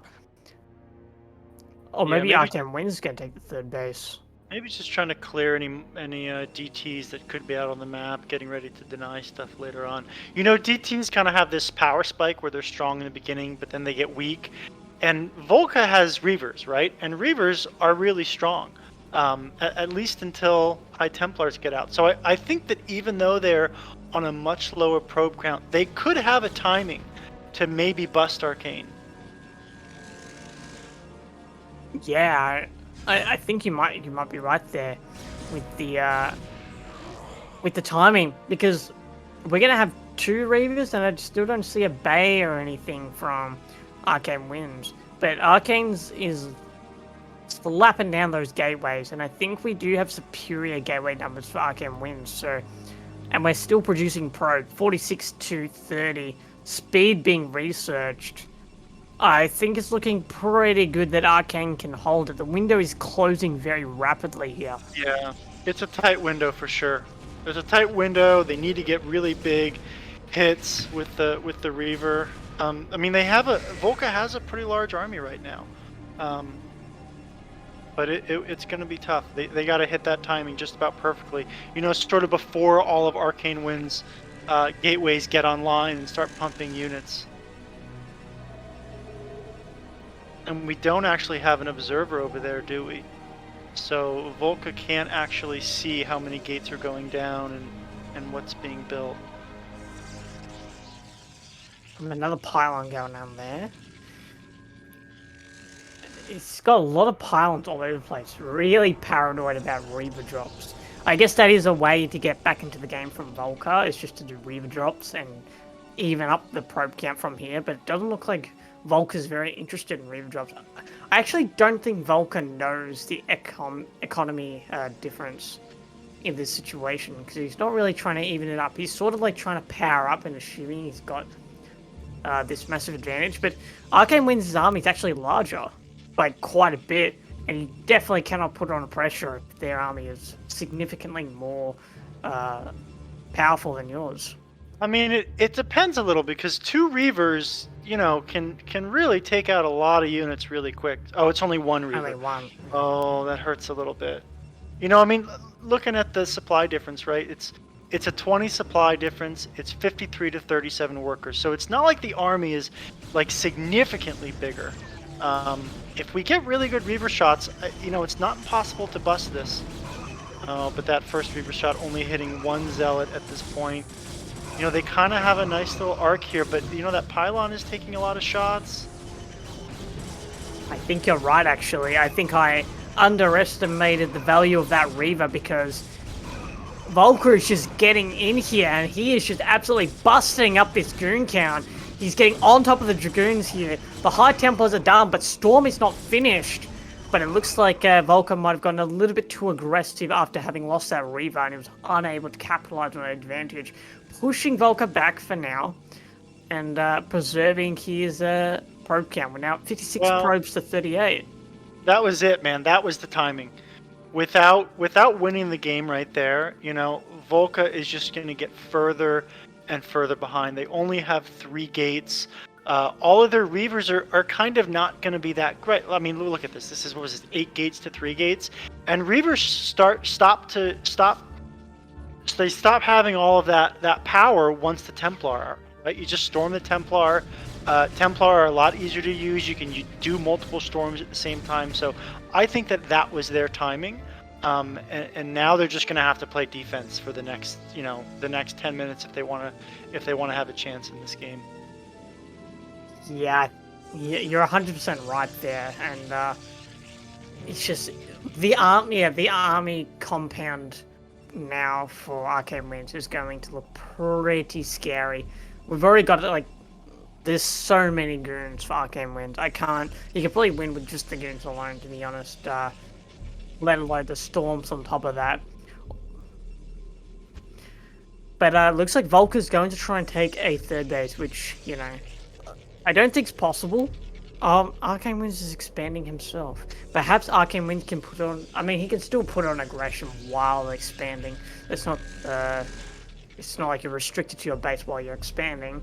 But I definitely can't see Volka keeping this 3rd up if Arcanewinds appropriately responds, because Arcane should just be there's no choke, especially that 3rd base as well. Yeah, here we go with the attack. This 3rd base should come down. Yeah, I mean, we'll see where Arcane decides to actually attack in right now. They have the army. I mean, it seems like they can attack anywhere and win. Their army is just significantly bigger at this point and significantly stronger, right? For Templar, I mean, you can just rain down storms. Yeah, does he have, like... Do you usually get Templar energy when you go High Templar in this matchup? I don't usually. I don't think most people do, but you know, it gets hard to use Templar. once you have so many of them, and like 4 or 5 of them, with like 6 or 7 storms, it's a lot of storms to cast. You're right there, and plenty of storms go straight down to those goons, absolutely melting them. Another good storm on top of those goons as they're sort of stuck on the wall there. Reaver is exposed and get quickly jumped on, plus Storm getting a couple of probes in the meantime. Although this is a pretty good surround from Volka, but like Arcanewinds' army is just far too strong. Another very good quality storm there. Even storming the DT, I just realized that we don't have an observer with this army, and Volka has a DT out. I think we need to keep storming our own units to get that DT down. Yeah. Maybe we're out of storms? I think we're out of storms now, though. Yeah, I think we're out, but I mean, that was just huge damage. There was a storm that went off that killed, 4 or 5 probes as well. The probe difference is just, I mean, it's just massive at this point. Yeah, but keeping that third base is a plus for Volka.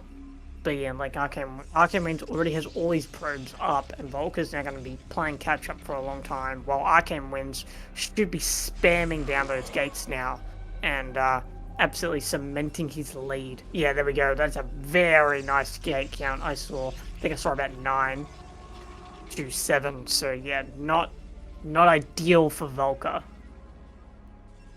Yeah, Arcane taking another base behind this as well. They have a pretty large bank that they can actually spam units out of all these gateways. The game's not over yet, but Volka's in serious trouble. They got to do something like storm drops, or they need to even out this economy if they want to have a chance. They can't just wait to be attacked over and over. Yeah, Arcanewinds is just, he's at 70 probes now. He's nearing that probe limit where once you get like 14, 15 gateways, you can just constantly trade against the other Protoss, and your macro is just going to be so much stronger. I'd love to see Arcanewinds take another main and go for gateways there as well. Just like absolutely pump out those units and just start constantly trading against Volka. Massive macro battles. And the supply difference is significant here too. 167 to 123. We finally got observers out too, so now like the DT won't keep us back. We could probably just end the game here with like a 1 big attack. But once again, Arcanewinds are opting to stay really defensive. Do you think he should be attacking here? I don't think he has to. He has this giant gate count, and he can sort of just like build this lead over and over. He's got some units that are kind of thrown out over the map. So he has some decent vision. I think he can win any way he wants, right? He could go attack and probably win, and he can just continue to macro up for the next 2 or 3 minutes and then go win. It's just not going to matter.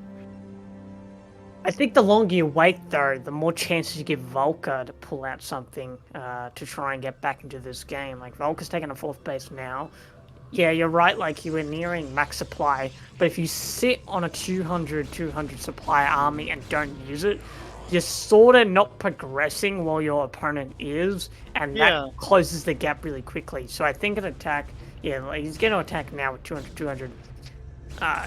Yeah, I think you're right. Like maybe macro for like a couple more minutes and then go for a big attack with 200 is definitely really strong. Yeah, once you're at 200, it's definitely time to go. And I think we're just going to crush, right? I mean, we got an extra 40 supply in army right now, and there's so many Templar, and I think the upgrades are actually a little bit better as well. I mean, let's see how this engagement goes. Maybe they don't cast enough storms, and maybe Volka storms are really good. I mean, that's a nice storm on Arcane right now. Yeah, really good storms on Volka as well, getting a couple of Templar there. But we have got a lot of storms from Volka, but we're not using them.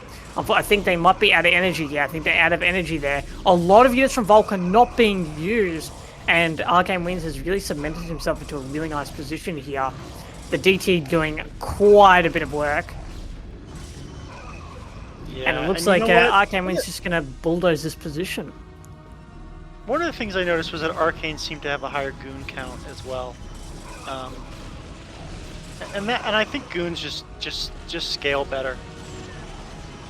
Oh, it's the some Observer. absolutely devastating storms on Arcanewinds and killing so many units with the storms. Yeah, these storms have just been absolutely on point for Volka. And I think we still have one more storm left. The Archon finished morphing. The Relling Zealots have come out here, and it seems like it's just going to sort of push Arcanewinds back. Although Volka's fourth base got stopped, although it never really started. He only really built a pylon.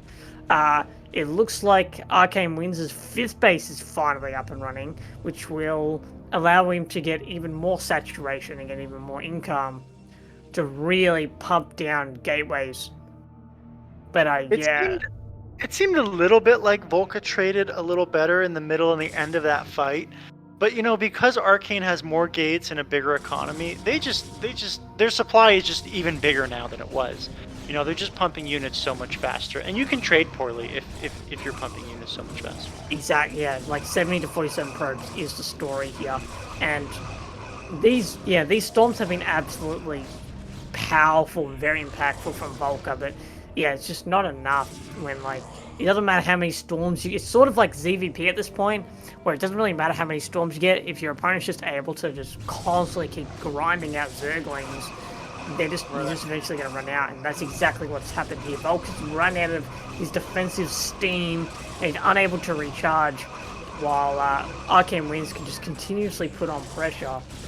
Although these storms have just been really strong. Still, yet again, Arcane is still unable to break him despite the massive supply lead, but we're now down to 180 supply versus 96, whereas 180 versus 130, so even lower now. And we're not producing any dunes from Volka either, it's like pure Zealot Templar. Yeah, and we're also starting to mine out of bases, right? The main is mined out, the natural is almost mined out. We're trying to take this fourth right now and send probes there, but I don't think it's going to be long for this world. I think this last attack is probably just going to break Volka. And that probe transfer was like a great migration. I think it was about 40 probes that transferred. I was quite amazed. Yeah, it looks like this Zealots are getting on top of this third base, and they're starting to target down the Nexus. Zealots are chasing Dragoons back across the map, but they really need to be on their side of the map and dealing damage and defending this base. Yeah, the Nexus goes down. It really is, GG from Volka. Really nice. Yeah, I think so much of that game just came down to the probe production. Yes, 100%. They had the Nexus quick enough. They had the money to keep buying probes. They ended up shutting down the DT. The DT killed 2 probes and 1 Reaver, which was pretty decent value, but far from game ending. They just weren't continuing to build probes. Yeah, it's just the lack of probe production is what cost us there. And once you have like that 70, 80 worker count, right? You just keep trading over and over again. You have this supply, you just have this income that just lets you replace all your army supply if needed. And that constant pressure and like the relentless assault of your army just absolutely snowballs into an advantage against someone with less workers. So yeah, it's just so hard to recover from that. You really need to do like a lot of strong harassment to really get back into the game there.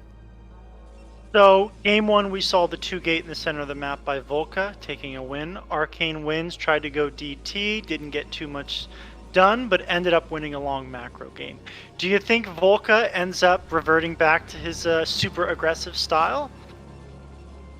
Well, seeing as he went quite reactive macro and didn't quite manage to pull out a victory there, but his micro is significantly stronger than Arcanewinds. We saw that with the proxy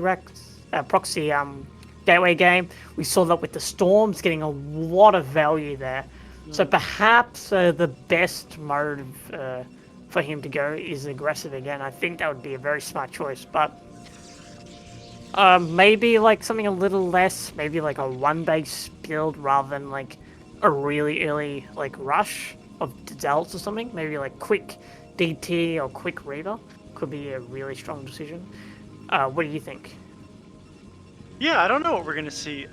Once again, we're on this third map, and there's no ramp, right? So aggression can definitely work really well. But first pylon's in the main, so we're definitely not seeing that 2-gate anymore. Yeah, it looks like they're both going for a gateway as well. Can you do forge openings in PvP? I assume not. Yeah, you can do like forge fast expand stuff, where you're building a bunch of cannons at your natural, taking your nexus kind of quickly, and But you'd get the but nexus. like yeah, you definitely get the nexus. You Yeah. definitely get the nexus. I meant like before the forge, like 12th next forge, like against Darren. I I don't not well. I don't think you can do it reliably and win, especially with how many people make zealots and send them across the map. Fair enough. I think you can do it like if they go goon first. But if they don't go goon first, I think it's bad. And even if they go goon first, like you can slow walk reavers and just kill cannons. So it's not a like I think it's a strategy that works well at a lower level, but like it quickly stops working. For sure. I think, yeah, gateways is usually easier to hold with later on once you get the ability to move around with units. Cannons stop being really efficient. You know what I mean? It Like, looks like we're seeing... micro. I'm trying to describe micro here, and without saying the word micro, and it did not sound right. I was like, once you get to the ability to move units, like, yeah, of course, Zesky can always move units. I somewhat understand what you're saying because I don't like holding 2-gate with zealots. I like holding it with cannons just because it's significantly easier. Yeah, exactly. But eventually that stops working. Yeah, because they just don't attack your cannons and they just expand, and then you have a bunch of cannons, not enough gates, not enough tech, not enough gas, blah blah blah, and you lose. But like the players who decide, oh well, I'll just send my zealots in and try to kill your cannon, those are the ones who lose. But those are the lower ranked players. So we got zealots moving across the map, almost a mirrored build, I think, and it looks like Arcane getting that first big hit, taking out almost all the shields on that front zealot. That's pretty significant. I mean, getting all the shields in that first zealot, and he's now able to put the pressure on. Arcane has fully pulled off gas as well. And it looks like Volka's going to try and use this choke point, but it kind of didn't work. It worked against him in this situation. Okay, that's a much better hold. Using that choke point well, but I don't know about this follow-up aggression. No. Losing the zealot there. Bleeding zealots quickly. And we have 2 more goons on the way, but they're not going to be out for a little while. Yeah, I think this is quickly spiraling out of control for Volka, unless we can... Oh, okay. If we hold this choke, and Arcanewinds takes a little bit of time to get in here, maybe the 2 goons will help us hold, but this is a lot of zealots, man. This is 6 zealots now. Yeah, and it's about to be more. It's 7 zealots now, and but this is holdable. I think you're gonna have to do a lot of micro pulling backwards, though. Yeah, the zealots are just gonna fall really quickly. Now it's basically just goons versus zealots. Oh, a big pro pull. The shield battery being targeted. I don't know if that's actually the right move. Oof. Yeah, perhaps not. We are losing a lot of firepower here, but it looks like Volka is just microing these goons around. But he's taking a lot of damage from these zealots, man. But these zealots didn't get a whole lot of damage done. It's still relatively even probe. Okay. Arcanewinds has taken a nexus behind this, so he'll get into a much cleaner game from this. Although the probe counts are still relatively even. Okay, now we're 3 probes down. Now this is quite a significant... Oh, that pullback. Very nicely done from Arcane. Yeah, I gotta say, in this game, I feel like Arcane's micro has been better than Volka's. I think you're right. I think I judged Arcane a little bit too harshly there. He was able to really pull his own here and take a really nice lead. Like getting the Nexus behind this. He's got even Dragoon count to Volka. And it doesn't look like Volka... I'm not sure what Volka's plan here from this situation, being a little this far behind. It's not nearly as behind as like the last game that we saw, of course. But He's getting a Forge here, which not really what you need when you're going against a Nexus.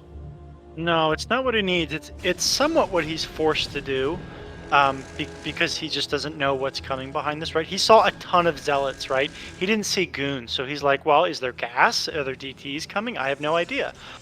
So I think he's somewhat forced to make that decision, but it's definitely proving to be the wrong one, and it's putting him further behind. Yeah, just and now he's taking the Nexus. Yeah, I'm not sure about this Nexus, because if you just take a Nexus, you're now just behind, and you're not able to put on aggression either. I would have rather see like a Cuddle Probes go gateways with Reaver and try and bust this position. But now we're just sort of taking this Nexus, and we're just always going to be sort of behind. Yeah, I mean, we're probably playing for the later game at this point. This is a pretty late Nexus, and the probe count is already starting to reflect that. We could get ourselves into a good position by maybe taking the high ground here and containing a little bit with the high ground, and if we contain the choke. But actually, oh no, it looks like we're moving forward, and that's a mistake. We cannot engage this. Yeah, good pullback. Yeah, definitely not getting any sort of aggression done.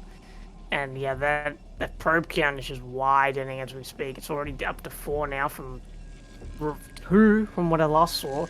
It's and it'll probably get a little bit wider once this next cycle of probes gone up to 5.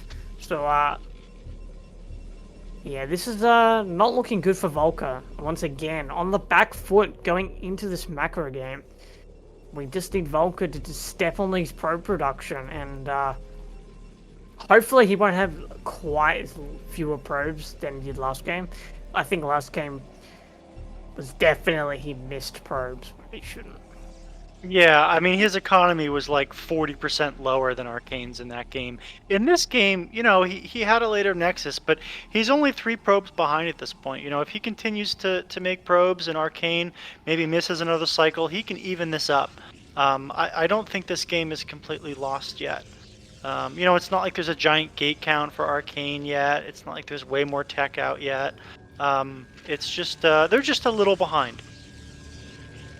Yeah, and it looks like what you said came true, because the Arcanewinds is slipping on his pro production a little bit, and it's thinning out his lead. He just he just went from a 5 probe lead to 2, so it's not looking good. He needs to really step on his pro production and make sure he does not cut workers from here on out. Yeah, so we have a support bay being put down for Volka, so it looks like Reavers are the decision again. And it looks like Arcane is kind of just going for Goon Man. And, so much of this is going to depend on the engage, I think. You can have really good engages with Reavers, picking off tons of Dragoons and doing tons of damage that way. But at the same time, if your Reaver gets sniped, if your Shuttle gets sniped, if you only attack 1 Goon at a time, then it's like your Reaver's not worth it. So, Arcane is in a good spot, but I don't think they have this game won yet. Yeah, no, definitely a bit of work cut out for Arcane to really cement this lead. I do want Volka to win, but I also want Arcane to win. I do want to see Cattlebruisers take at least 1 point in this series, just to, so it's it's a bit of a series and not just a complete smash. Right. Well, Arcane deciding to take a 3rd Nexus at this point. It's pretty unscouted. Both players putting pylons all over the bases, so they're gonna know if any drops come. And Volka's actually taking the supply lead at this point, 94 to 92.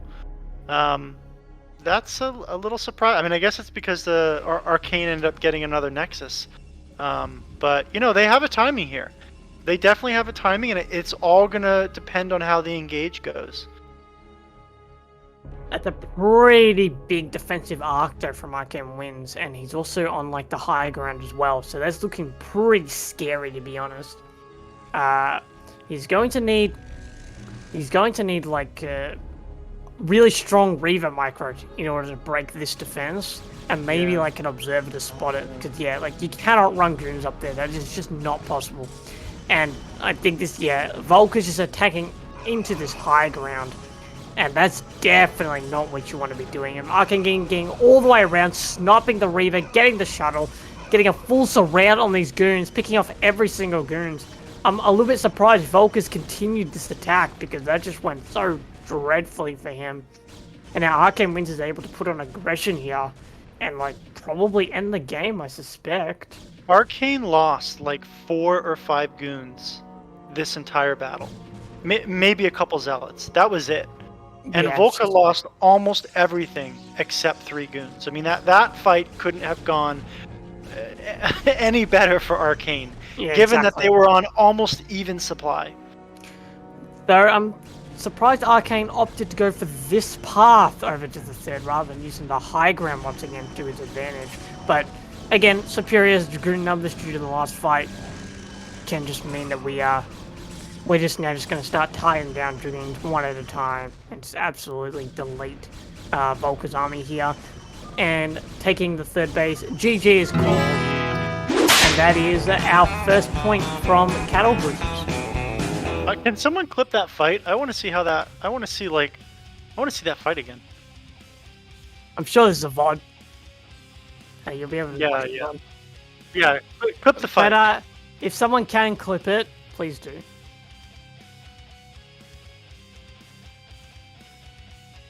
Oh, all right. Well, it's been a pleasure, and I hope you guys enjoy the rest of the cast. Yeah, that's right. I forgot I'm to here now.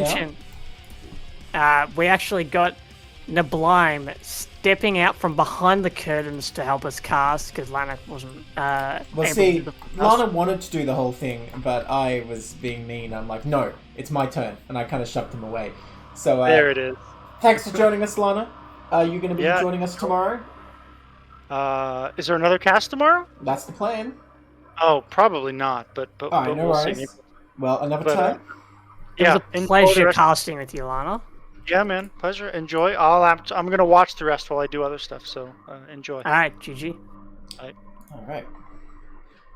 So Zesky, how have the games been? How would you describe them? I don't know. You've been watching them What? too, No, right? I haven't been here. What? No, it was you guys. Yeah, okay. The truth, the horrible truth. I've been observing the whole time. I have been here. So I'm quite intrigued at how these games have been going. A lot of DTs we've seen, and that last game, like, oh, Hawk's joining my lobby as usual. 1 second. Oh, we're gonna kick Hawk out. Hold on. I mean, he can stay because it doesn't do anything for observing. I swear, Hawk joins your games quite often, man. Yeah, he wants it, man. He wants He's to a take big- me down. He knows I'm too good for him. Or He's a Neblime fan. We're all Neblime fans. No, he's not a Neblime fan. You see what he says if I ask him about my play. But anyway, we're going to go into our final series. Vertigo versus Borisu. Like you said, Arcanewinds finally managed to get one for Cattlebruisers. They'll be hoping for another win here in this final series of the night.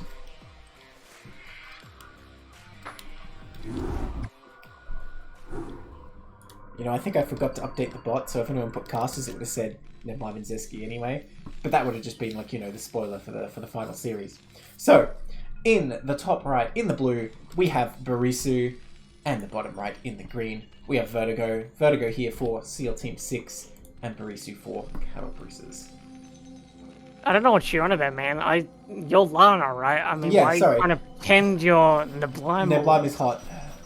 That's my name. Neblime is hot. Not Lemon is hot. Yeah, that's right. Alright, ZVT or TVZ to end this series. This isn't TVZ, this is Borisu Z. He plays a different race, man. Sorry, fourth race. Yeah, you're right. You're right. The fourth So, race what do you Borisu. So, what do you reckon? We're gonna get some bunkers outside the Zerg Natural? I expect 1, siege tanks in Borisu's own main, and 2 drops. Might be nukes, it might not, but he is gonna make a drop ship, that I guarantee. Unless he goes like 2 FAC 1 base or something, because all these things have and could happen. Wow. Alright. In fact, I've seen him go 3 Surprise me. factories on 1 base, so 3 Factory Vulture? yeah. Actually, I think he made tanks too. It was like he was playing against Protoss or something. That's like all in against Protoss, yeah. Pretty sure he won that game too. I mean, Mech's pretty strong, man. I wouldn't rule out Mech against Zerg. By the way, I want to point out, this whole night of casting, every game had been top versus bottom, which is perfect.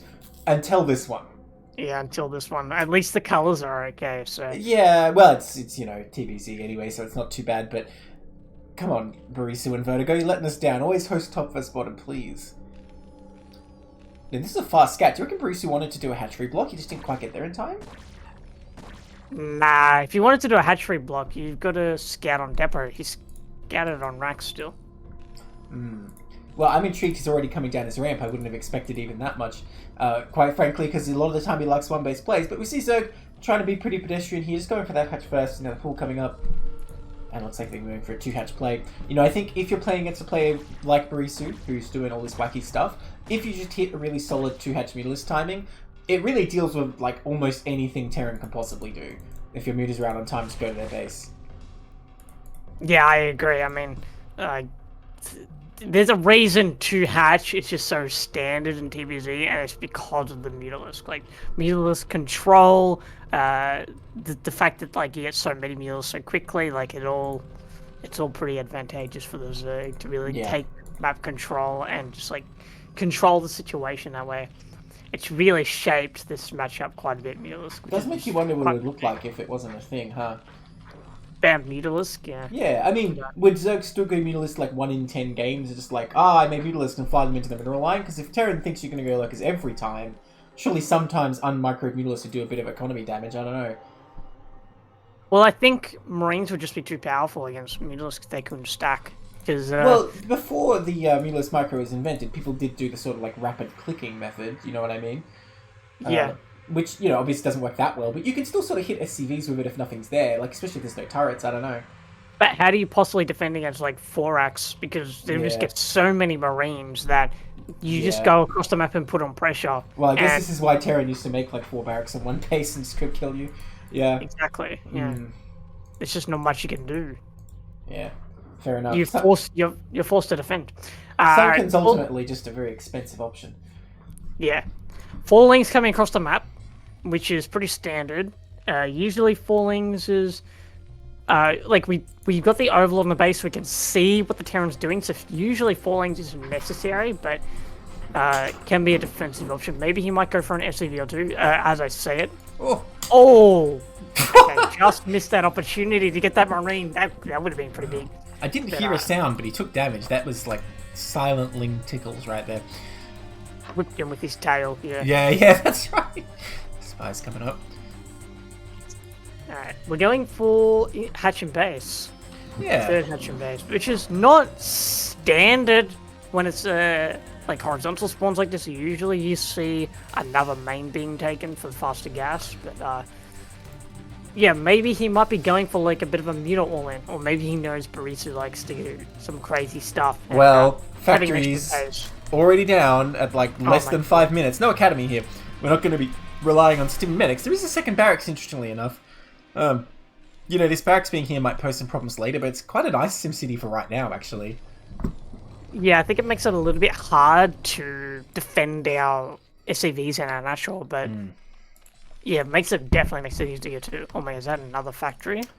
I can only assume there's going to be an armory because, vultures don't shoot up, but he's kind of running out of time. We definitely need an eBay though. I mean, yeah, there's no way you have time for Goliaths here. Even if you did, yeah, you still want turrets. Well... Though Vert's Spies are going to finish, and we're not going to have the minerals to produce 6 mutas at the same time. We sort of... I think we overmade drones in our natural, so it's sort of blocking our Mutalisk timing here. So I mean, in principle, I don't mind what Vertigo's doing, because on the one hand, if Terran sees your lair timing, they sort of have to respect if Mutalisk might just come out at 540 and kick their ass. But like I was saying before, against like wacky stuff, the best play is just a really sharp timing of Mutalisks, and he's opted to go for the sort of closest thing Zerg has to 2-base powering here, where he's going to get the 3rd hatch, he's going to get a few more drones, and he's presumably just going to make a lot of Mutalisks here on 2-base. But it gives Borisu time to get the defenses up. Still no eBay. The armory's on its way, but I'm still not sure it'll even be done in time. I think it might be now. I mean, we're keeping a Mutalisk at home to deal with this SCV scout. I want to see these Mutalisks going across the map, like, right now. There's no turrets up. So, if you can just get the damage done right now, it's getting Carapace too. Like, if you can get the damage down now, there's only 6 Marines. That's a fucking bunker, dude. He's not using turrets today. God. Hey, it's pretty good if you can actually finish it in time, though. He might have missed his timing here. Oh my god. I want to see this, man, because I always tell people bunkers are OP versus Mutalisks, just they're kind of expensive. Oh my god. Yeah, and really, really hard to put down. Yeah. But it looks like he's not putting an SCV back on. He needs to target the Marines. He's trying. Now. If you can target these Marines, then you can bring in the Zerglings and try and put in extra damage as well. But there we go, getting a few Marines here. Okay, that's a lot of Marines there. Yeah, if Borisu really wants to use Really bunkers for his defense, he's going to have to remake a bunch of Marines. He does start doing so, realizing he's going to be a problem. And this is why we typically see the Armory and the Machine Shop go a lot faster, because Goliath range takes a while, and these Mutalisks can sort of handle this until Goliath range is done. When Goliath range is done, they're going to have to go home, but until then, they can do some damage. Oh, he does lose one, though. Yeah, I say that Vertigo is doing a really good job targeting, but, like, yeah, like, the Goliaths are in a large number now. Oh my god. It would have been good if they intimidated him away. Yeah, I gotta say, Vertigo also macroing really well behind this, because it's very hard to intensively micro these Mutalisks and still macro, but we see he's keeping his money down pretty well. Now he does have to get out of here. That Goliath range doing huge damage. Yeah, just no hope once Goliath range is up. But he still had a large Goliath count because Vertigo was ignoring the Goliaths, so Yes. Borisu's going to have a bit of a timing here potentially, unless Vertigo correctly makes a lot of... He's going to really fast Hydralisk, which could be a bit dangerous. I mean, typically in these kind of builds, your play as Terran here is you try and deny the third at this point, but it's so far away with these cross positions. There's still nothing in that bunker that I don't think there's any way Borisu's going to get over to the bottom left and stop that. But I think you are right that his army's going to be a bit stronger here until the Hydras really get up and running, because Vertigo very quickly going up to Hydra, so getting Hydra speed and range. He got a few more drones, but I imagine Hydra production will start pretty soon here. I actually think Vertigo's making a mistake going into Hydra this quickly. You really need to rely on heavy Mutalisks. Oh, this is... He's getting a couple of Goliaths, but yeah, no, it's just way too many Mutalisks going down. Way overextended there. That was actually really nice micro by Borisu, actually pulling the kind of Goliaths in the middle back, and so the Mutalisks got into the concave. And yeah, it's really nicely done. Huge damage there. Well, look, on the one hand, I think you're right that he needed to go into Hydras maybe slower, but at the same time, he's going to lose all his Mutalisks. He's probably happy that he already has this stuff going, but that said, he is just making Mutalisks still. Yeah, I think he needs to stop throwing away his Mutalisk. Build up your Mutalisk count while you're slowly getting your... Yeah, we're just losing too many Mutalisks. While you slowly get your Hydras up, and then once your Hydra upgrades are in full swing, then you can quickly... Oh, I'm getting stim now. Oh, is this Golonic? Is that what they call it? Yeah, I mean, Bionic. that fits Bionic, the sort of Golonic, whatever. naming scheme, doesn't it? Because you have Valconic and so on, but it just sounds so weird, Golonic. Bionic? I don't know what it is. Is that a medical procedure? Yeah, I don't know. I don't know, but this is a wacky version of it. Yeah. Oh, here it comes again. Oh no, I don't know about this. Yeah, I think it's time to go home. I think there's just too many Goliaths now. Okay, let's get out. Yeah, I think anytime Goliath range is finished, unless you know the Goliaths aren't at home, you just don't even try and harass, because it's not like you can poke in for free. They have so much range, you just take so much damage so quickly, you have to be super careful. Now, that said, Borisu hadn't made that many SCVs, and he had lost a few, so it's sort of keeping his economy down pretty well. But once he has Stim and Medics, this does look extremely intimidating. There are not going to be Lurkers, and you know, with like 12 Marines or whatever with this, Hydras aren't really going to do much. Yeah, they really don't. This is actually... The way to counter this, I believe, is to go really heavy on Mutaling.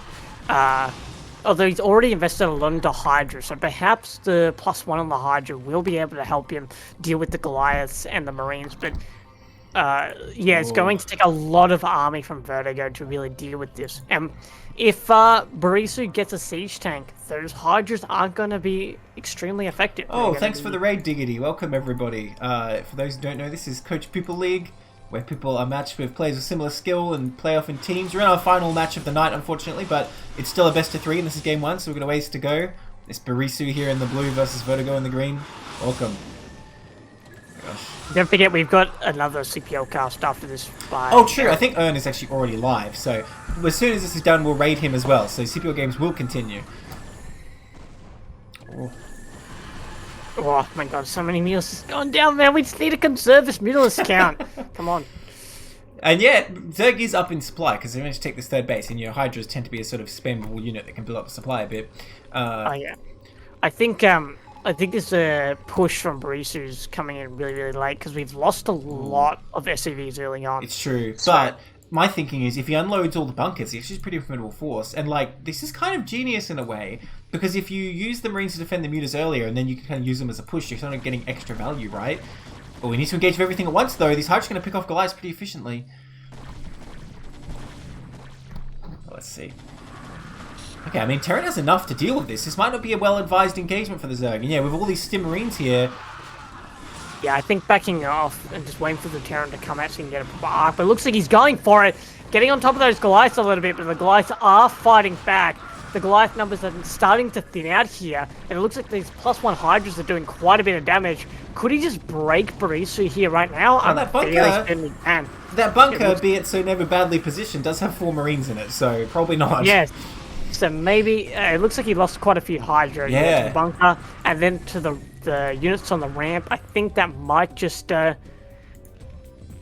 wither down this attack, and although he's got follow-up Hydra coming, I don't think he's going to be able to really do too much more damage. Yeah, how does Borisu hold this? This looks pretty over, honestly, because Zerg's going to finish this second base pretty easily. I don't see any mass repair going down, and then what does Terran even do there? There you go, the bunker falls. Goliath's doing their best. Okay, I actually thought Borisu would repair the bunker, but he did not repair that bunker, so yeah, these Hydra are going to be able to take this CC and maybe even take off the units on the ramp ever so inefficiently. Hang on, is this CC gonna die? Hang on a second. Once again, 4 Marines in a bunker. It's very hard to actually deal with that. Oh, dude, he's gonna lose all these Hydras. Oh, yeah. Okay, just pull back. Oh, the Overlord! Why? What? Oh, no. I think it was from the Mutalisk. Oh, right, yeah. Lost. Of course. But yeah, mischance bunker. You know, that was never going to end well. I think now the attack's kind of held with the bunker on the ramp. Dude. Unless you can really get up there with like a superior number of Hydra, or maybe switch back into Muta. I'd love to see a Muta switch, actually. A Muta switch would work really efficiently. He has so much gas too. I was going to point out before, he's been mining Fill Tilt on 3 geysers without fully saturating minerals at the 3rd. I mean, there's a few more drones now, but obviously he was sort of thinking about mutas and built up a lot of gas like that. You know, Borisu didn't lose that many CVs. Looks like he has very few, but actually he didn't have that many to begin with, so he didn't lose that many. Yes, Max Hexa, a Goliath Ranger Predator only applies to air. Man, I wish it applied to ground. Hell yeah, that'd be amazing. Because what's the base range is the same, right? So, hang on, hold that thought. Here come the Hydras again. Once again, a bunker is going to be a really good building. Well, okay, this can take it out, but high ground? I don't know about that. Yep, man. Yeah, I'm surprised he even got the bunker, to be honest. Yeah. I mean, I feel like that must have been some pretty good dice rolling right there. But how do you get up that ramp, like against this much fire, this many Marines and Goliaths? Oh, he's a tank too. Oh, he's shooting his own tank! He did half the damage to his own tank and Zerg did the rest. Also, there's no medics here. These poor little drug addicts are getting pretty low on HP right now. Yeah, maybe. I think the next attack with if he tries to run up a ramp again, but he's see, only one-shotting. Have you seen Aliens? You know how they put the gun turrets and they're like, oh my god, they're going out of ammo. The aliens are going to get through. But then as soon as they run out, the aliens are like, maybe we should stop running down this corridor where we keep getting shot. It's like this situation. Zerg's like, maybe I should stop running up the ramp just when he might have actually broken it. To be fair, he was less than a group of Hydra, so it wasn't. I mean, it seems ideal. bad, but for sure he could have killed those 10 HP Marines. But it's hard to tell. Honestly, I think it's better if Zerg here just macros on their 5 bases now instead of trying to get constantly attacked. We're now on 52 drones. It's pretty over now. Well, this is like campaign Zerg. He keeps just shoveling units in to be slaughtered, but he just has more. So many bases. He's taken the whole map. Yeah, unfortunately, there's no Mengsk to come and rescue us in 20 minutes. Yeah, that's right. Where are his dropships? We need those. The dropships are not coming this time. No Eagles arriving. Oh, no. Well, he does have the siege tanks. You know, I did say, didn't I, there'd be siege tanks in Borisu's mains. His games tend to sort of evolve into this for some reason, where there's always just tanks defending the ramp. And, you know, you could have ended the game with one Defiler, but if enough tanks get built up, Borisu can hang on here. And look at this, he's retaking the natural. Bunker's going up. What's he scanning? He just scans the army. Alright. It's good to see what's outside your natural. Yep. It's also good to scan their rally point to see what they've got, what units they're macroing out. But Mound's going down, so is Cracklings as well. What do you call it? Adrenal glands? Adrenal, yeah. I always forget upgrade names. Yeah. I'm terrible with There's upgrade some are names. trickier than others to remember, I will say that. I mean, I don't know if Borisu can be busted here, though. Once he gets, like, you know, 7, 8 tanks. I mean, okay, there are going to be some lurkers. Like, with a well-executed lurker swarm attack, actually, Vertigo probably could get in here. Bunch of Mutalisks coming, but the vessel's actually out now. There's a fair amount of bio. I mean, the time for Mutalisks is probably past, unless he just wants to sneakily pick off a couple tanks, which could be huge. Let's see.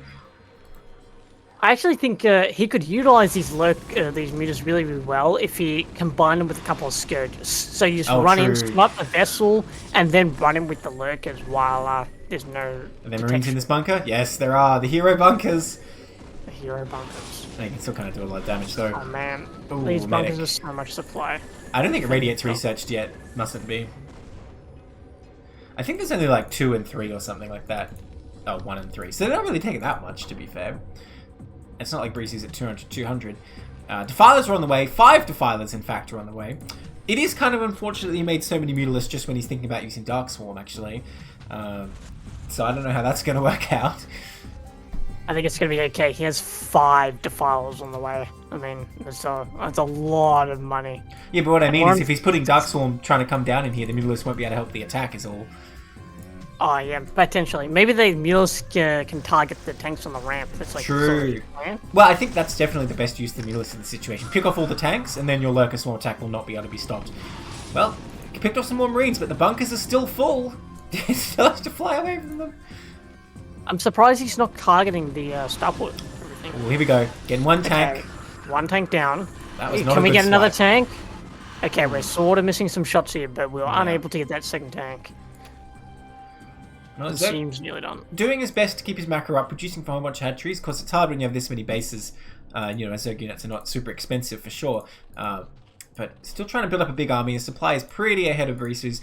Borisu really just does have the mission to hold out for 30 minutes here. He's getting the mines, the bunkers. Like, it is going to be hard for Zerg to get in here. Certainly not impossible, but Borisu's not going to make it easy. I can't believe a Vulture got out. What? I don't know how he got out, but I think he's going to run into units at the rally point anyway and die. Wow, what kind of units? He can deal with Zerglings, or not. The one base that has no defense, are you kidding me? Oh, that's good. Oh, it's AFK. Recharging his batteries. Well, you know Vultures are sassy, you know, you ask, go harass those drones, like on my break. Oh, Yeah. and now he's dead. And breaking to death. Yeah. So unfortunate. That could have been quite a bit of damage. But yeah, these Defiles I think are just gonna. Well, I think- Firebat's loading in the bunkers. There's mines. I'm not gonna count Borisu out here. If the lurkers go in and hit the mines, oh well. I think he's definitely super turtled here. But how do you? Man, Okay, I think we parked our lurkers a little bit too close to those bunkers. actually isn't hitting it, by the way. The Firebat. Yeah. Just fucking it. If you're at the right angle, or perhaps you could say the wrong angle, the Firebats don't actually hit him, even though they shoot. But yeah, I guess he is going to get through here, it looks like, actually, yeah. I guess after all those tanks got picked off as well, it was a lot harder here. And Borisu had the right idea with the Firebats to stop it, but just not enough. Oh, more pop out, though, but I think there's enough lurkers to kind of pick them off. And Borisu's upgrade's not very good either. I think it's +3 range. No, it's only +2 range, but like Borisu only has 1/1, so not going to do the job here. Meanwhile, Vertigo getting a Greater Spire, and he has 2 Ultralisk Caverns somewhere down here. So, like, this is just wave 1, man. Borisu, if Borisu holds this, it's just going to get worse. And you know what? Actually, look, he is holding it. Wow. Okay. Like just holding it. I think every single bunker went down, and all the mines. He has to. I think it definitely cost Borisu way more than it costed Vertigo doing that. I mean, attack. even if you count up the minerals, like, Vertigo just has so many bases, right? It doesn't even matter. Yep. As long as Vertigo doesn't somehow get, like, reset to 0 supply and then Borisu, like, stims across the map or something. Guardians getting made, Ultralisk getting made. The only unit we're missing is Queens. That's the only Zerg unit that hasn't been made. And Devourers, Oh, yeah. true. I kind of forget they exist, man. You can't blame me. Hey now, you clearly haven't played your fair share of Hydra Guardian pushes. Because they always No, grab one. I can't say I have. Well, I've played against them, but I usually make like one Devourer and call it a day, and that's usually not even enough. Well, it's usually enough to deal with 120 health Wraiths, because Wraiths are so flimsy. And as soon as they're spat on, they just immediately die, apparently. You'd think that starships capable of, interstellar travel would, have a little bit thicker armor plating. No, Irradiate. I mean, have you seen spaceships in real life? They're pretty fucking flimsy, honestly. Plague's a single vessel. Spaceships in real life are basically just rockets, man. Like. Yeah, well, maybe that's what a Wraith is. You don't know. We'll get that vessel out of there. Oh, he's dead. Alright, vessel going down. Still a siege tank's on the high ground, so that will sort of prevent Hydras on the Darkstorm from really pushing, to be honest, because Tank Splash is still pretty strong on the Darkstorm. We really need Lurkers, or maybe Ultralisks on the Darkstorm to really get up there and run past the bunkers and onto the tanks. Well, here we go. He's getting on that Firebat bunker, taking a bit of damage, but oh, the swarm expires at the worst possible moment. Okay, he does reset it, and so he's going to hold this little forward attack. I mean, once this turret goes down, there's actually no detection here. The vessel got taken out, and Borisu, he did make another one, but it's just idle right now. The whole, Zerg swarm is here waiting for the order. For a second, I thought he was going to consume an Ultralisk. Alright, here we go. He's got energy. Is he going to do it? Borisu somehow got an SCV. I'm not really sure how this happened, but did get found pretty quickly because Vertigo is taking every base for himself. And this is the answer to these siege tanks. How can they stop this? At the same time, the units coming in on the ground. This is a very cinematic way for this game to end. GGG. Never know what hit 'em. Well, it certainly never looked like Vertigo was in trouble there. But like I said, Borisu didn't really make it easy. Yeah, he definitely held his own. I'll give him that. Yeah. But, yeah, I think Vertigo wasn't really in trouble. I think Vertigo very expertly managed to get his mutas out, although we didn't quite macro our mutas to get the sharpest timing possible. We still got plenty out, and we still did plenty of damage. Our muta control was very good, and that's all it really took. Yeah. And he just took that lead and ran with it. Yeah, I mean, that's the thing. Muta macro is very strong, like we were talking about. If you just do it well, that kind of solves most of the matchup. Alright, in the bottom right here, in the blue, we have Borisu fighting for Cattlebruisers, and the bottom left in the green. Please tell me this is top versus bottom. It's not. In the pale green, we have Vertigo fighting for S.E.A.L Team 6. Currently up one game in this final series tonight. Well, final series we're casting, like Zesky reminded me. We have another cast going on that we'll raid as soon as we're done here. So, there was sort of a picture, I think, of what Borisu was doing, right, with this Galonic push. Is that really the official name, man? It looked kind of scary, especially if how many Mutalisks died, but the execution certainly wasn't there. Everything was just a bit vague and late and so on. But I think there was an idea there. We're gonna get a petition from Neb to rename the Bionic push. Yeah. You see, you don't even want to say it, do you? Bionic? No, it sounds... Yeah, you can say Bionic. What do you call it when it's Goliaths and Bionic? What do you call that? I thought Bionic was the official name, like the... Yeah, Bionic's fine. But it was like mechanical. Oh no, I mean, it doesn't really make that much sense, but historically Bionic just means medic marine. Oh, I guess, yeah, I guess so. Yeah, I didn't think of that. Yeah, that's really it's Golonic, and yeah. Still, it sounds fun. I mean, oh, hang on, we got an early pool coming up here. Overpool coming now. I don't know if Vertigo is thinking Borisu is going to do something cheesy, or if he just wants to actually put a bit of pressure himself. But both are good options here. Definitely going to force that bunker, I mean. Yeah. But I'm not sure Borisu knows to put down that fast bunker against... Oh, he's not double scouting. The first question is he even going to be trying to take his low ground? I mean, we don't know about that. I forgot. Yeah, you're making a lot of assumptions here. Too many assumptions, Zesky. Run it in a bit. We got to think wider than the meta box that I've placed myself in. He's not going to fit in your system, man. drone's going to come across the scout right away, which is pretty good for Vertigo here. Maybe Borisu will send the scout a different direction. Now, he's saving lava so far, so it could be 6 lings. Well, hang on, he didn't quite have the money, actually. Did he make one too many drones or something? Are you supposed to be able to afford a hatchery and 6 lings with this, or no? No, not overpool. Oh, okay. Well, this is a drone-proof wall, but it doesn't seem to be link-proof. Wait, workers can't go there? No, they cannot. The little bone doodad prevents right. Well, that depot's actually unnecessary then. But at any rate, it is good to block scouting, but he's not taking gas or anything either, so he's just going to put down a CC anyway. It's just like the complete bait. Although I don't know who's really getting baited. I don't think he knows these lings are on the way. Yeah, but lings can easily get in, and once that happens, yeah, he's going to get on top of those marines, and is that a starport? Second and third barracks. Oh, there's no gas, man. There are no factories being made today. Bro, I'm seeing things. I thought you could gas already. Oh, okay. Here come the lings, though.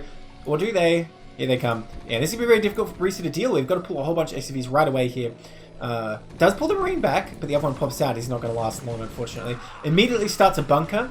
And he can survive, of course, this way, but Zerg's going to be super ahead. You can't just turtle on your little main area against Overpool. You still need to sort of get out there and play the game. Oh, nice micro there, getting that marine in an excellent position, but it is hard to get this bunker to finish. I mean, so far so good. A couple of SCVs have died, and Borisu's getting disrupted a bit. Excellent link control, to be honest. We're picking off quite a number of SCVs. We're now down to 9 SCVs, which is never a good spot for Terran, especially if you just put down 3 Raxes. 3 Raxes is not the answer to fast links. Yeah, well, I will say one thing. Zo did not drone very much behind this. A few more links have been made, and we're going for a pretty fast lair timing. But definitely Zerg, I think, is ahead. Especially Borisu, like, having made 3 barracks already. Zerg knows about it, but he can't really do anything else. Like, it's a bit late to try and do anything different. Does need to reclaim that ramp area, though, and I think he easily could with these 3 marines, or 4 marines even. Hiding down the depots is a really smart decision here, just forcing the Terran to spend money on anything else. Didn't quite although get it, Borisu is going to be quite defensive now. Hit my mouse there, went to some random spot on the map. It's a steady hand, did it? Yeah, that's right. The mouse has legs. Yeah, I like this decision from Vertigo just to like drone behind this, and then like as soon as get your Sunkens, drone behind it, and then you should just be in a really dominant position here. Because Borisu's invested 3 Raxes. Yeah. Spamming lings will eventually just stop working. Because once you get 6 marines, they just one-shot ling. I mean, even this Sunken, I think, is kind of bold to get it this late. If Borisu was sort of executing a bit better and was moving across the map right now, board all his SCVs, he could potentially have busted. But as it stands, I think Vertigo is going to be okay. And Borisu seems to have been dissuaded from the offense, well, not least because his supply block can't make more Marines, but he is getting an Academy and presumably will try again in a little bit with Stim and Medics, which could still potentially be dangerous here. You know, Mutalisks, you can always micro the bio down, but it isn't just like a hard shutdown like having 6 Sunkens or whatever. Yeah, I would love to see like maybe 2 more Sunken go up as soon as he sees like the medics come out, and then just be like just spam out Mutalisk and then just sort of control the game with his Mutalisk control, because yeah, Borisu is never going to get that eBay by the looks of things. He's just he just hates turrets, man. He's a turret hater. Oh, he's a turret hater, huh? It seems like. I mean, I didn't know this before these games, but like he just does not want to seem to make him. He likes bunkers. He hates turrets. I don't know. We all like bunkers, to be fair. Every Terran likes their bunkers. If I could build bunkers instead of turrets, I would do it. Like, it does seem... Yeah, I agree. I'd do the same thing, but unfortunately not viable. Stim's on the way here. We'll see some, maybe 3 medics get started soon. 3 medics is really strong. That can actually bust 3 Sunken colonies. Vertigo's definitely going to need the meters to really hold his position, but like I said, like if he just goes like 4 or 5 sunk and plus muter, like he can just sort of like take control of the game like there. Yeah, but I agree Zerg is not necessarily out of the woods yet. He does have to use his Mutalist to stop the spy. While Sunken's coming down, it's basically just going to come down to Vertigo has to deal with this with Mutalisks, or else he's going to be in trouble. But I don't think that'll be necessarily too hard. Mutalisks coming across. And yeah, he could just keep harassing the SCVs, and Terran will either have to play a sort of losing game of running Marines around his base, or go for the attack, and then it's kind of all or nothing. And I don't think either of those are likely to work out. Well, that is a formidable amount of Marine and Medic. Those 3 Sunken's certainly not enough for this, but the Mutalisks combined would be. Oh, is he going to go for it? Well, here we go. Mutalisk finally coming in. Is there anything in that It looks bunker? like he's going straight for the work. There's only 1 Marine in the bunker, but these Marines, he's got plenty of Marines running around. No Marine range either. Oh, No Marine range would hurt, but he's getting a couple of Mutalisks, so without Marine range, which is pretty good control. Yeah. That was quite well done. I mean, if you're going to not build turrets, never mind whether you should build them or not, if you're going to not build turrets, he's kind of managing the defense okay so far. Does put a few more Marines in that bunker. Again, really needs Marine range for that, though. What's a turret's range? Is it 7, I think? It sounds about right. Yeah. So if you get a ghost in your bunker, then you can sort of handle this. Obviously, that's what Borisu is doing wrong here. Oh, let's get down his ramp somehow, which is kind of a scary proposition when you don't have any turrets defending it, but gets out on the map here. Sunkens are going down. And yeah, we just see so many Muta being made, man. Like, it's hard to imagine a situation where Borisu can get out of this spot. Because as soon as the Mutaling count is built, like, I just don't see it, this bio being efficient anymore. Because we're really not scaling at all. This is kind of our peak. Well, let's see if this Mutalisk can take out this bio. I mean, so far, Vertigo being pretty defensive for the Mutas is probably a good thing, because Terran is on 1 base. He does only need to survive here, and he's winning.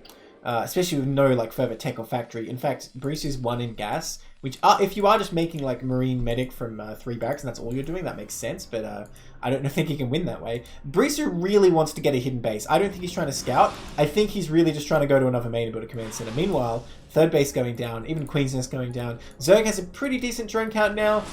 Ooh, nice swipe there. Yeah, but this is sort of like peaking in kindergarten, man. Like, we're on like 1 base. And, like, Wow. Absolutely no technology. Dude, he just really wants a hidden base. He sent another SCV. Yeah, I guarantee he really that's what wants he's it. trying to do. 100%. I mean, how else do you get out of a situation like this True. without taking a Korea? He's going to get the other way before it's even left the base. How many SCVs did Borisu lost that way? Ah, the bunker 3. though. Watch out, Vertigo. Can't go near that bunker. Oh, he's going to do it anyway. Well, the range ain't bad, but it's not quite good enough. No, it's just absolutely horrendous in this sport. GG. Never know what hit him. Well, that's another 2-0. Unfortunately, a little bit one-sided today. But hey, as 2 SEAL Team 6 players, we can't complain too much, right? Our team did pretty well today. Yeah, I'm very impressed with their performance. Mostly, yeah, very, very well done. No, you did not miss any nukes. There was no nukes this time. We didn't quite get into that. I'm sure he wanted to, but there just wasn't enough time. Borisu did get fairly rolled over there. The Zerg Swarm showed no mercy. So yeah, that is going to be it for us tonight. Thanks for joining me, Zesky, and thanks again to Lanaishot from earlier. Are you in for tomorrow, Zesky? What do you reckon? It would... Oh, I'm going to say yes. Alright, Just nice. go with yes. Nice. I blackmailed him to doing it on stream. He doesn't want to disappoint the chat. Pretty much. That's how you do it. Absolutely. Neblime's actually holding a gun to my head right now. You guys can't see. And he's forcing me to do this cast tomorrow. So there will be a cast tomorrow, whether or not Zesky survives. Something will happen. But for now, we actually have Ern already streaming another group. We're going to raid that right away, so don't go anywhere. Thanks for joining us. See you tomorrow. Alright, mic's off.